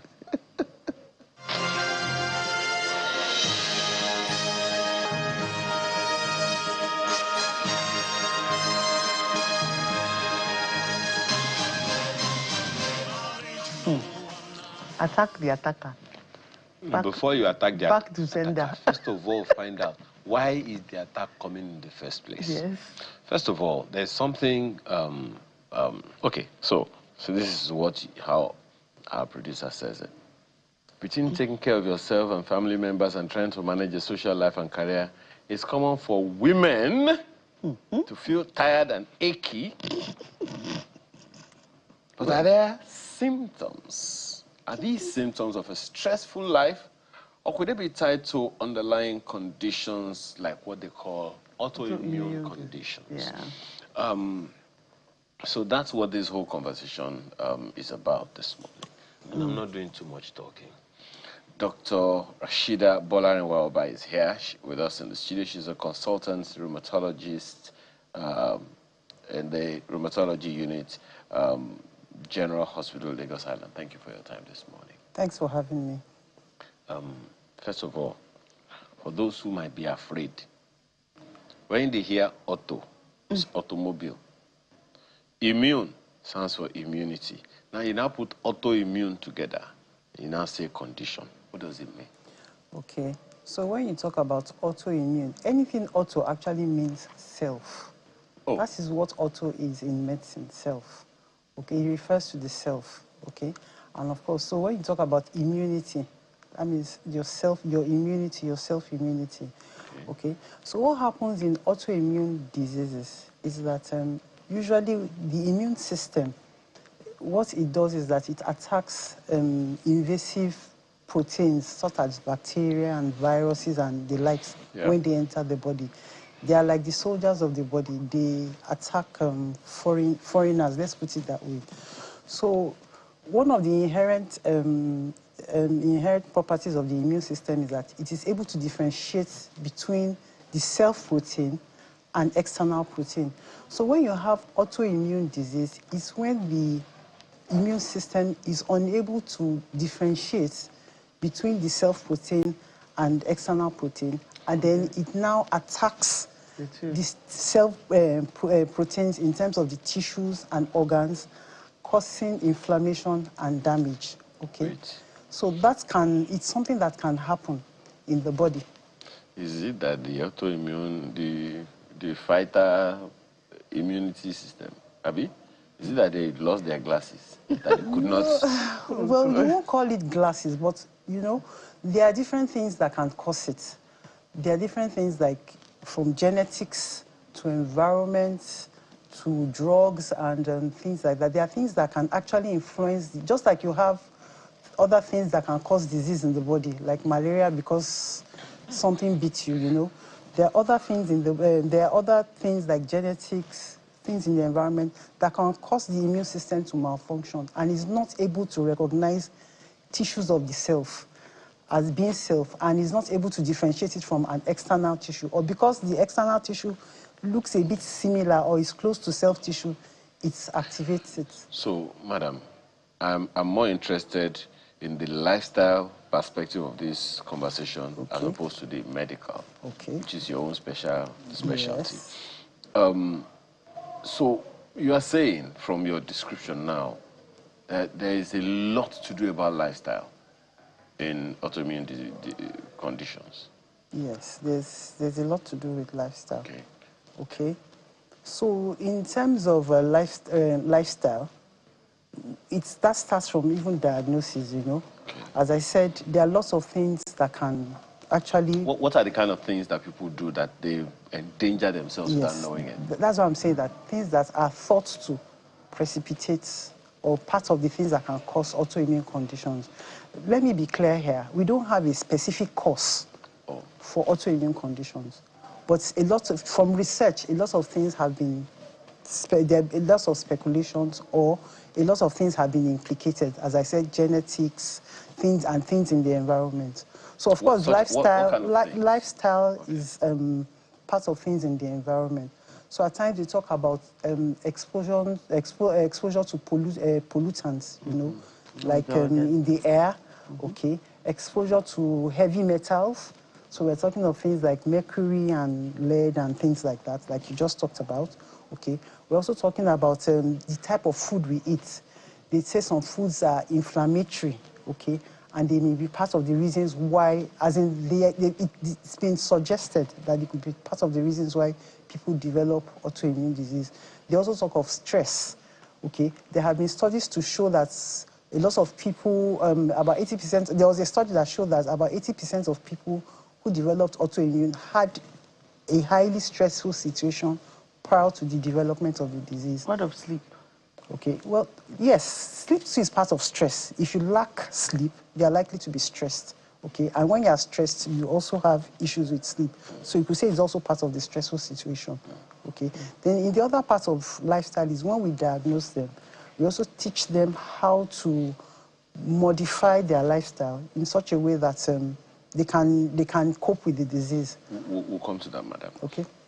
But what are the signs, or should I call them, what you call them, symptoms, that tell someone that the person is vulnerable to autoimmune conditions? Okay.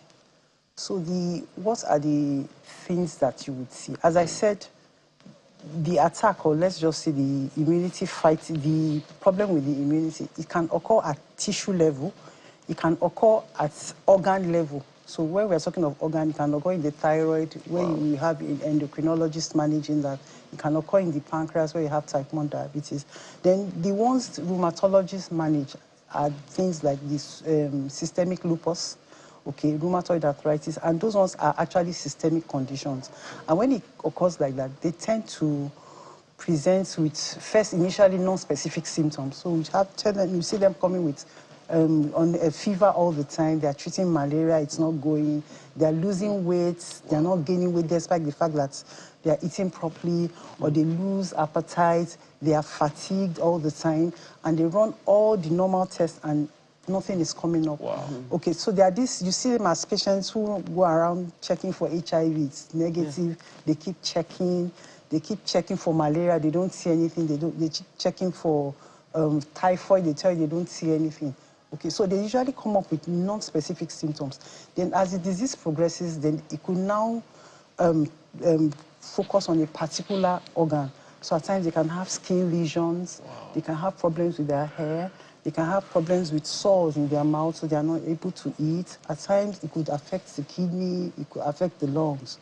Okay, so that is how they present. But at the initial stage, it is usually non-specific, as I said, fever, weight loss, fatigue, malaise, and things like that. So by the time they notice it, it's already getting worse. For some people, yes. But for some people, if earlier on in the condition, they could also have like joint pains or things like that. And when they go to the hospital, they are picked up quickly. So they come, when you run tests and everything, some of them, when they run some specific tests for them, then they can pick them up early. Because right now we have some forms of diagnosis in which we can pick up our patients earlier than we used to.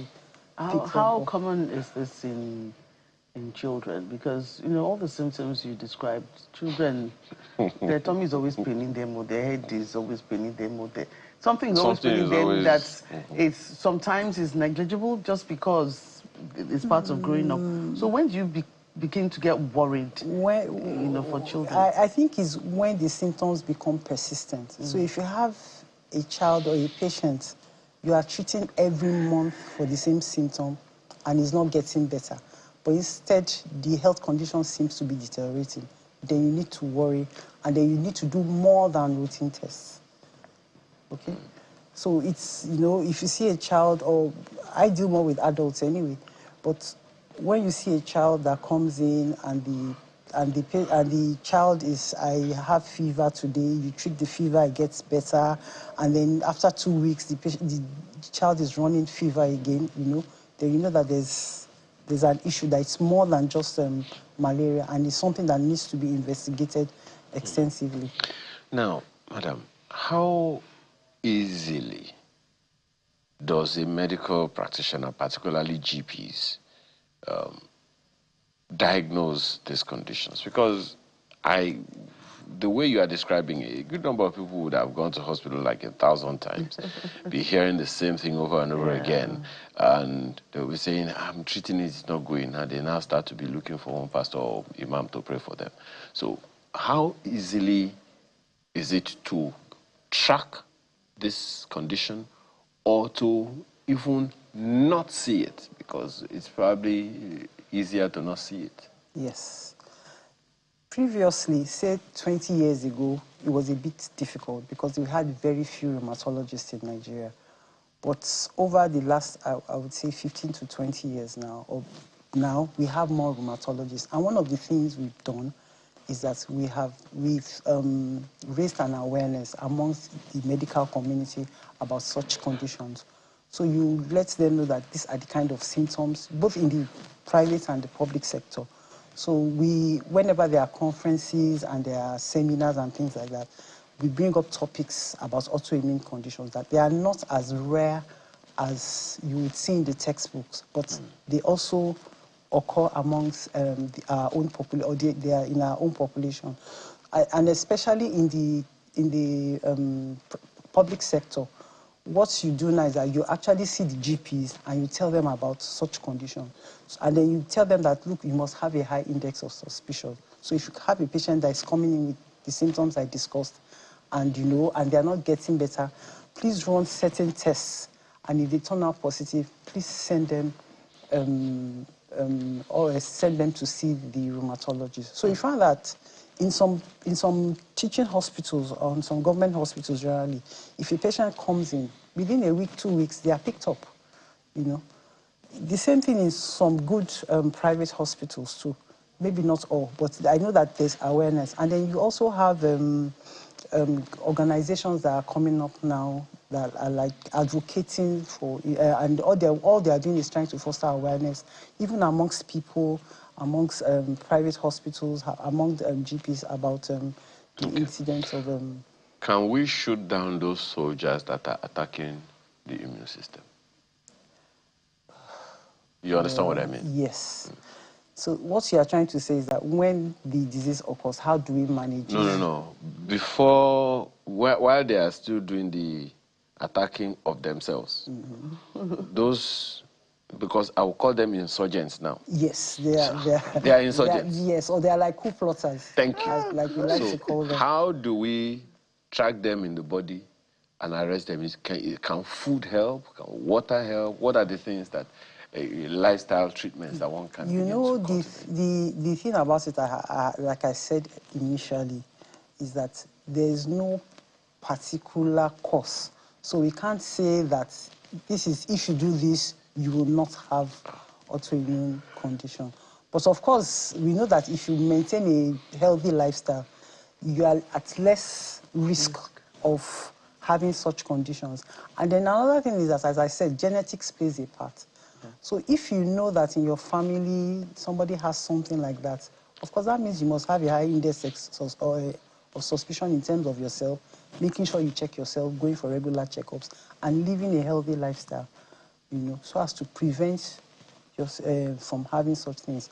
But to say that, oh, this is something you can do and would prevent you from having autoimmune conditions, I'm not sure there's anything in particular, okay? But with all conditions generally, all diseases, you must maintain a healthy lifestyle to reduce the risk of developing disease. Thank you. Right. So I will stay in that, sorry, Joke, I will stay in that local government.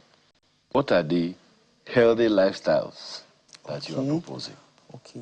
So, as I said, the thing about it is things like smoking.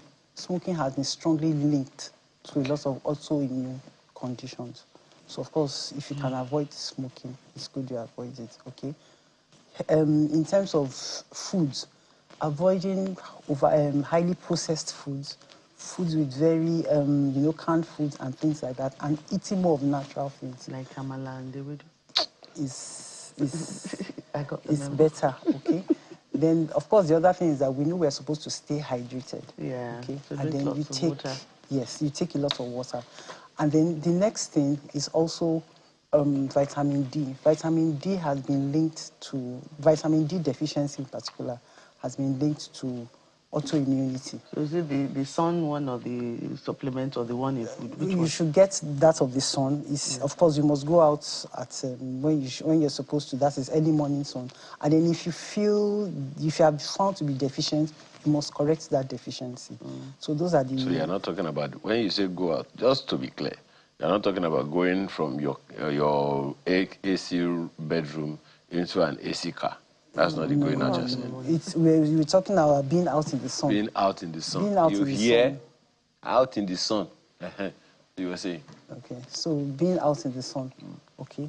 The other things, okay, in terms of food, as I said, natural foods more than processed foods. Okay. And then, of course, do regular health checks. It's also important. Health checks is important. Okay. And so how does this impact, regular life? Okay. You know that sometimes it's not written on the forehead, a lot of these things. So, I mean, can you go to work normally? Yes. Can you do how does it impact people's regular, the sufferers? That's a very good question. So the thing about it is that when they make a diagnosis, you want to counsel them about it. Because as we said, it's a rare condition. And of course, people are usually worried that, oh, why is it me? Okay, so one of the very first things you do is to counsel them that, look, it's a condition that's something that can happen. Then you assure them that, look, you can live your life as long as you take your medications. Okay, so we give them medications to quell these inflammatory conditions. Okay, the autoimmune condition. We give them medications to quell it, to subdue it, and then at the same time, as I said, we advise them to live a good lifestyle. Okay. And then usually when they do that, they usually get better. And then we teach them things they can do to cope with work and things like that. So in terms of that, one of the main things they can have is fatigue.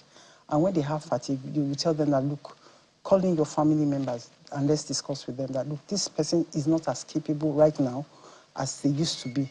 So you have to give them some leeway, so, do you understand? Right. So that they can do just what they can do and let them rest more. Right. Those who go to work, we usually give them letters to give to their employers that this person has this diagnosis and might not be able to cope under a lot of stress.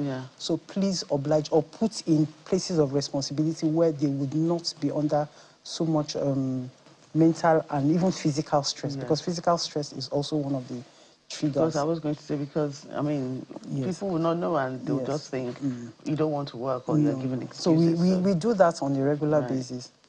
Okay. Then the other things is that, as I said, we tell them that, look, you are not like as active as you used to be.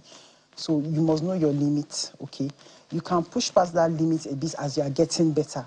But once you know you are tired, you try to rest. Can a woman suffering autoimmune, can that person be actively reproductive?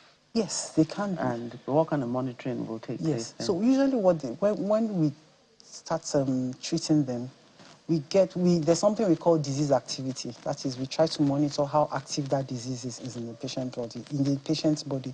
So usually when the disease activity is low, and that is when the disease is not as severe as it used to be, or when the treatment is actually working and they are stable, then we begin to monitor them. And then once they are like that for about 6-8 months, we continue monitoring, and the patient is stable. Then if they talk about pregnancy, what we do is that at times we might need to change their drugs to drugs that are compatible with pregnancy. Then the other thing we do is to check, once the disease level is low, we tell them what the chances are of having a live birth and things like that. And then... Let me ask one more question before. So I'm continuing with that thought. What about for women that have a resource negative blood, and you have autoimmune issues, and then you have to take this Rogam injection because it might affect your baby. I mean, how does that kind of woman deal with all of that? How do you do it? Part of it is that we also counsel. Okay. So we counsel and let them know that there are risks involved. Okay. But But of course, she will get her ROGAM, and it does not affect the drugs she's going to take. Yes. Most of the drugs she's going to take during pregnancy, a lot of them will not cross the placenta to affect the baby. It's just to keep her own body at at a stable condition to be able to carry that pregnancy. Is it communicable? No, autoimmune diseases are not communicable diseases. They are non-communicable diseases. They are one of the non-communicable diseases. So. Yes. As we close, well, I don't know. There's this buzzword now, the biome. Yes. How close are we to using the patient's gut health to predict or even prevent autoimmune? Okay, the biome, the microbiome, the gut microbiome has also been implicated in autoimmune disease, in that what it does is that it makes the gut a bit more permeable to external pathogens or external proteins which stimulate the immune system. So the thing about it is that it's still a suggestion, okay, and everything is still in research. We don't have definitely, we can't say that definitely there's something in the microbiome that can predict whether patients can have autoimmune disease or not. We haven't reached that stage. Okay. Well, Dr. Rashida Bolarin-Walba, we thank you. We thank you for explaining, for your explainers. Because some people, we understand that women have a higher prevalence than men. Yes, of some autoimmune disease, yes. Especially the ones that the rheumatologists manage. We understand that 80% of those with autoimmune diseases are women. Yes.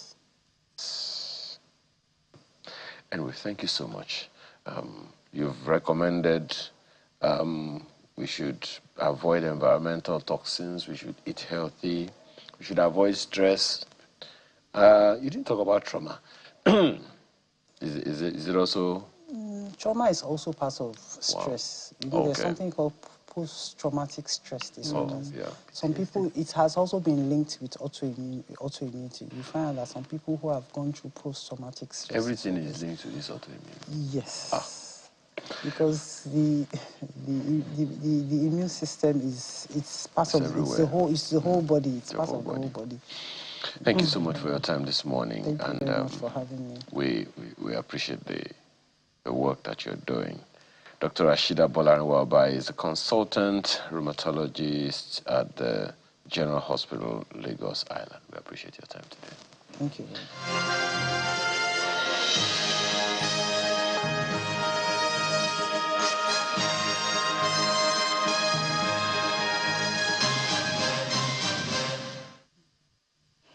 Well, she is still in medicine.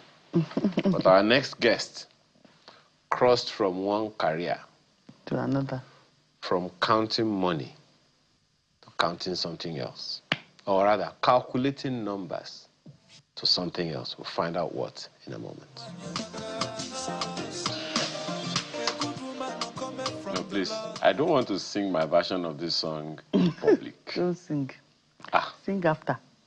Because maybe you can sing us out. No. They have to play this song for me to sing it. But so we saw a couple of trailers earlier. Yes, the Ololade. Yes, we saw that of Ololade, and then we're looking at one from Dani TV, so we'll hear more of all of that. So who are we speaking with? So we're speaking with our artist of the week. Our artist of the week, and that's Lani Aisida, who, as Ayo said before we went on break, went from one profession of counting. Is it counting? He went from numbers to narratives. He wrote it himself, actually. Right. A chartered accountant turned screenwriter, producer, and showrunner, recognized in 2024 among the 100 most influential individuals shaping Nollywood. He's the writer of the cinema blockbuster The Herd and the head writer of Netflix Yoruba original series Ololade. His feature film script, Just Not Married, was selected for the Toronto International Film Festival in 2016, and so much more. And then there's this very famous one, Skinny Girl in Transit. Okay. I didn't even know that he had a hand in that one. How a man can be writing Skinny Girl. Anyway, thanks for joining us this morning. Thank you for having me. Aishia. Yeah. Let me ask you this. When you write, this is what you call screenwriting? Yes, screenwriting. When you write for the screen, and you now see your writing being acted out, how does it feel? Fulfilling. Fulfilling, you know, just the idea that some of the things that you create, I create, didn't exist in this world. And then you go on set, you see actors rehearsing these lines, trying to get it right. You see everybody setting up, all the key players, directors, gaffers, and then it comes on screen, and then people watch it, enjoy it, comment, and then sometimes you just sit back and think, all of this was in my head. It didn't exist before I thought about it, before I wrote it. It's humbling and fulfilling. Right, and how do you, sorry, I mean, are you there when it's being directed or played out? Do you sometimes think, oh no, this is not how I wanted this interpreted? You know, are they always the scenes, are they interpreted as you imagined it when you were writing in the first place? No, but when writers say that, it always sounds like a negative thing, but it's not necessarily. Sometimes it's positive. In that, I believe that the pipeline before it gets to the consumer, the viewers, is a pipeline of creatives. So I've written this thing from my office or my bedroom, whatever the case may be, and then another creative comes on board, maybe the actor, and says, oh, I think this would add a layer to this. And I'm like, oh, okay, yeah, sure, why not? I didn't think about it. So basically, the director then comes with his perspective. You know, sometimes one of the crew members is like, oh, I know someone that this happens to, and I'm like, oh, it would be nice if they say this. So I believe what I create is the foundation, right? And then everybody builds on it, and then I believe that's where true magic comes from. So now let's go back to your counting numbers. I'm still counting numbers, but... well, you are still counting numbers. I understand that one. So how did you move from accounting or accountancy to this? Because you cannot be creative in accounting unless you want to steal money. So how did it start for you? The passion has always been there to do something creative. I had always believed that I would be in the music space and end up as a songwriter of some sort. But then I was doing my job. I was working as a financial analyst in a particular company, well-known company. And then one day I went to a client who so happened to be a filmmaker, and then basically we were meant to do his books, but we ended up talking more about film than the books. And then I sent him I told him about a show that I was thinking of, and I thought nothing of it. And then 2-3 days later, he sends me a deck. I don't know what this is, but he sends it to me and says, oh, I should write the show. I'm like, I don't know what I'm doing, but I'll write it anyway. And then I wrote it, and as they say, the rest is history. And then I remember wanting to leave my job because my boss at the time and my mom, who is an accountant and had hoped I'll take over the firm, wanted me to stay in the job and thought there was a way I could balance both.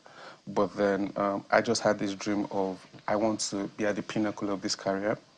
There are people at the pinnacle of this career already who are improving. If I'm not fully committed, then I probably wouldn't get to their level, because it's like, yeah, basically, they're already way ahead of me, and I want to get there, so I have to move faster than them, and I can't move faster while I'm double tasking. And a lot of times it's stressful, because then what I would do is I'll use a lot of my brain during the day for numbers, and then trying to switch to narratives was difficult. And then I remember in the office at the time, because my office laptop, I couldn't download a writing software on it, right? So I'll have two laptops on my table, and a lot of people were like, oh, this guy is so He's a genius, like doing the numbers and looking at the stocks in different markets, but one was for writing, one was for office work. But yeah, so here we are. So, how did mommy receive you saying, Don't worry, you're already tired. He says it all right. What I would say is at some point she cried, and it's never easy seeing a lady or your mother cry. But so it wasn't easy, but it was, again, it's from a place of love, because this is something that she didn't understand. I didn't understand it fully, but how can you say you can earn a living from writing scripts? You're not even the one making the film. Like, do you understand? You're just writing and someone will pay you X amount of money. So what I did at the time as well was, I like to think that, okay, if I had gone to a bank and said, I want to write, would they loan me money? Is that a bankable thing? So I created a business model to sort of, because I had doubts myself. So I created a business model to say, okay, what is the plan? So yeah, my mom didn't take it well initially, but I think she was humble enough as well, because, which was one of the most touching parts for me, was at some point, 2 years down the line, she sent me a message randomly and said, oh, I'm sorry for holding you back. That, wow. Yeah, so it's just a place of understanding. And the truth is that as parents, myself now, there'll probably be careers that my kids will want to do that I don't understand, because it's a different world entirely. And then I might struggle with letting them go on that path. But it's trust your kids sometimes. Trust.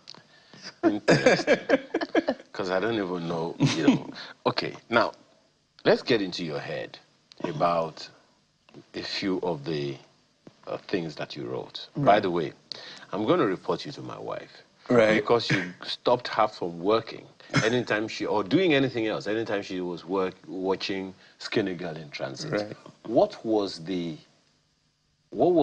at the back of your mind when you were either writing or leading the team who wrote that series? Okay, so for Skinny Girl in Transit, that's an Indani TV show. Okay. And it was created by, so I think so far it's about 7 seasons in. The people that created it and wrote it were different from season 1 to 4. Oh. So I joined the team when there was a buzz around it already. Oh. I joined from season 5 and 6. Yeah, so I wrote season 5 and 6 only. Okay. Yes. So what does it take? What was in your head? So in my head, so I'll be honest with you, Skinny Girl in Transit is one of the difficult ones to even write. And reason being that there's a huge love for the show already. And then you come on board and you're like, oh, I hope I don't ruin it. So for me, it was from that perspective, like, oh, the people that created the show have created this magic, have created, gotten the whole nation and beyond on this. So it's basically staying true to the characters, expanding the world bit by bit. The season I joined was the season where the key characters were going to get married. For me, I believe that fiction is the light through which we tell the truth. So we try to put a bit of some marriage nuggets in there so that people can walk away with those tips. And I remember, because it's on YouTube, you get live commentary. I remember reading some comments where people were saying, oh, they were having their notepads as they were watching, you know. So it's but it's, I believe it's one of the biggest IPs created. So big props to the creators. Tell me if I'm correct.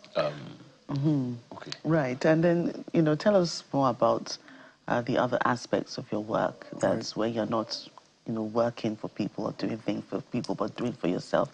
Like the African story is untold. You know, we always say it's time for Africa.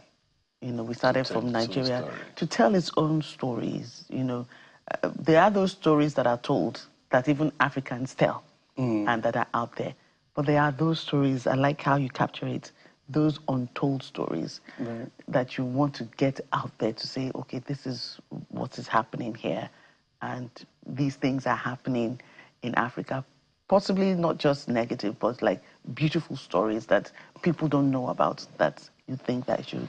How did you begin that project? So that's the name of my company. And so it's an interesting question, because the reason we phrased that, the name of the company was my first project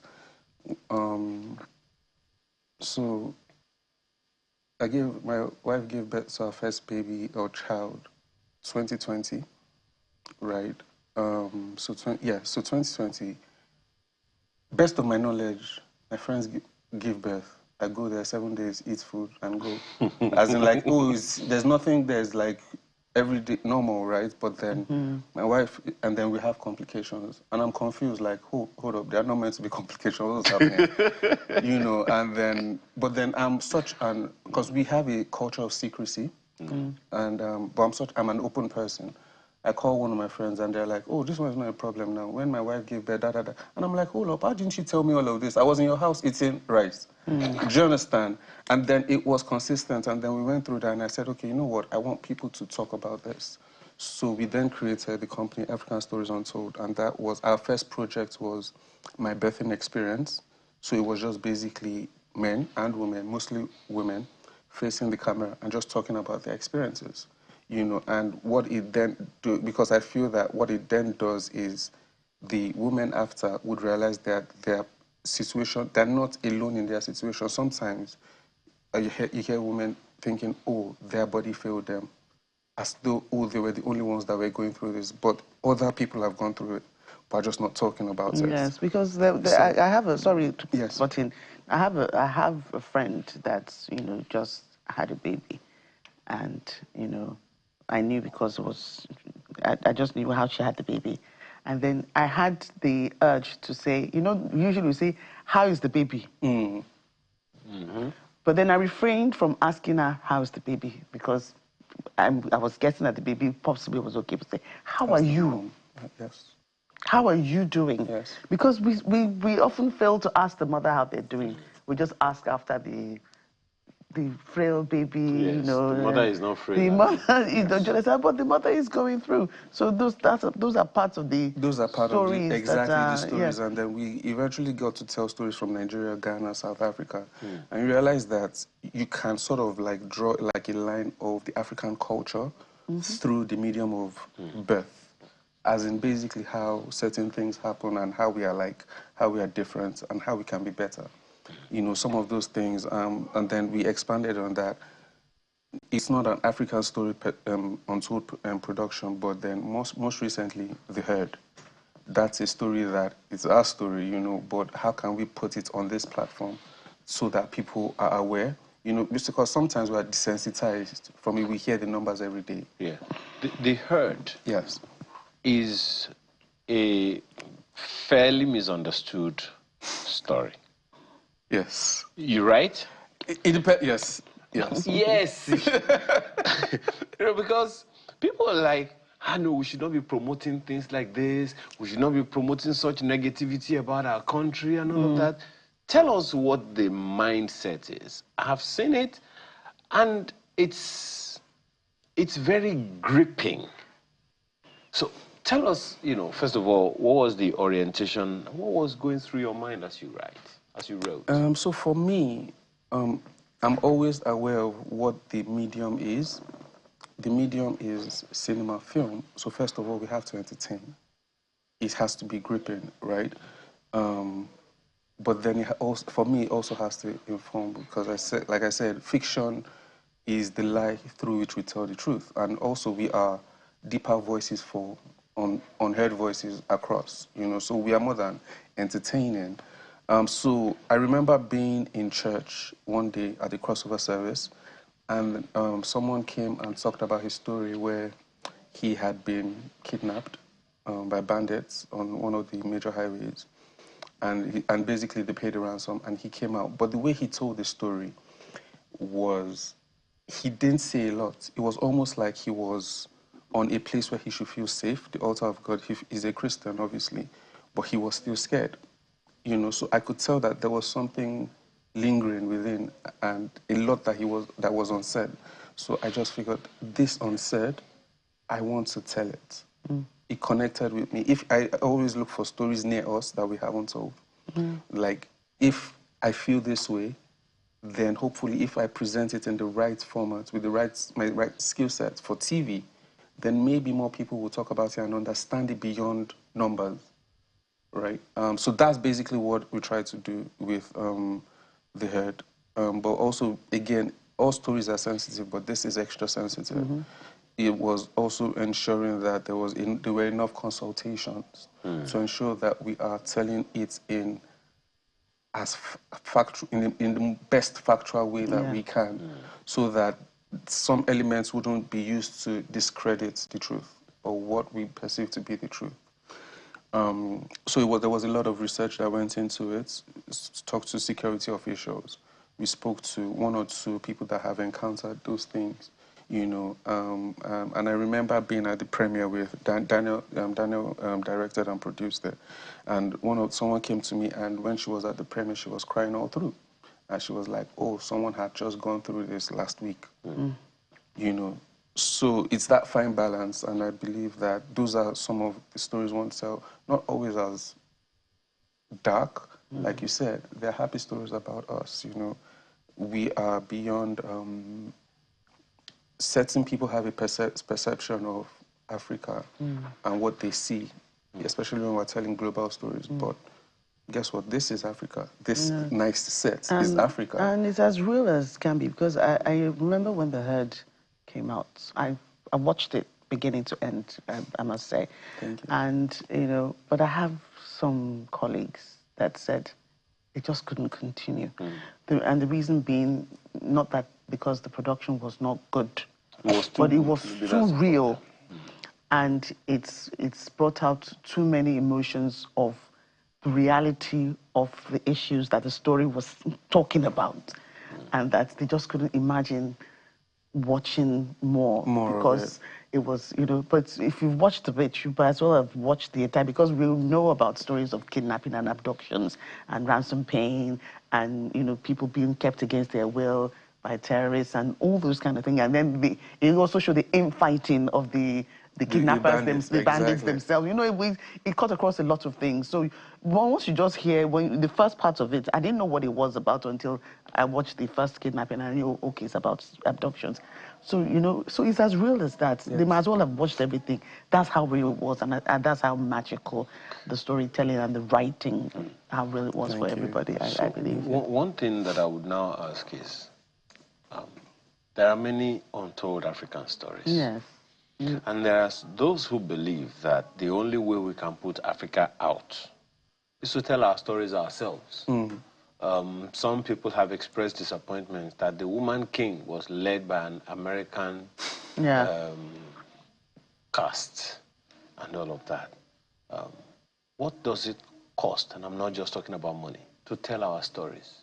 One of the challenges a number of people have talked about is we don't even have a bank of information to extract from. So what will it cost for us to begin to tell the authentic African stories as we wind up?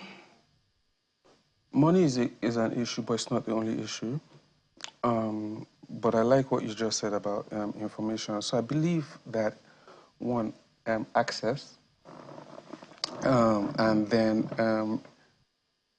okay, I think the first thing is awareness.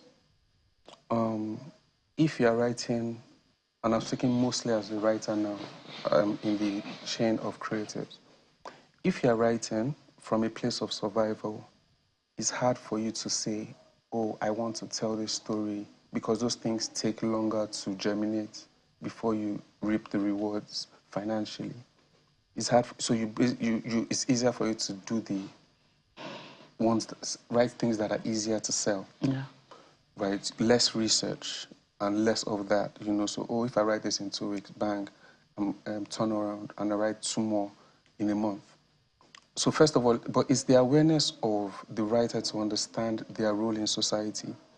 I believe that if our environment will change significantly, writers would have to be on the table, because we are going into homes and we are influencers, right, to contribute to changing of mindsets. Through entertainment, right? So there's that awareness on one side, but then it's also improving your craft, because if, for instance, The Herd wasn't entertaining and it was just filled with facts, it might not have this kind of success. It would be better as a documentary. Absolutely. So it's understanding, knowing that, yes, you have this important information to pass across, but how do you weave it in entertainment? It's not an easy skill. So it's basically writers improving their skill, being aware of their role to, yes, not only entertain, but then the craftsmanship of weaving that information into entertainment, so that the first thing, if you put on the TV, you want to be entertained. That's the honest truth. But then afterwards, you're having that conversation on the couch with your partner, your wife, your husband, and then the conversation lingers on, like the head, it lingers on social media. So I believe those are two things that we can... It's a lot to grapple with. The least we can say right now is that we expect more from you as the days unfold, because already your CV is full. Thank you so much for your time this morning. Lani Aishida is a professional, former chartered accountant, still chatters. Chartered screenwriter, chartered producer, showrunner. Thank you so much for your time this morning, and thank you for being our guest on the Artist of the Week. And that's the show today. Thank you for the privilege of being a part of your Saturday morning. Don't worry, it's not 12 o'clock yet.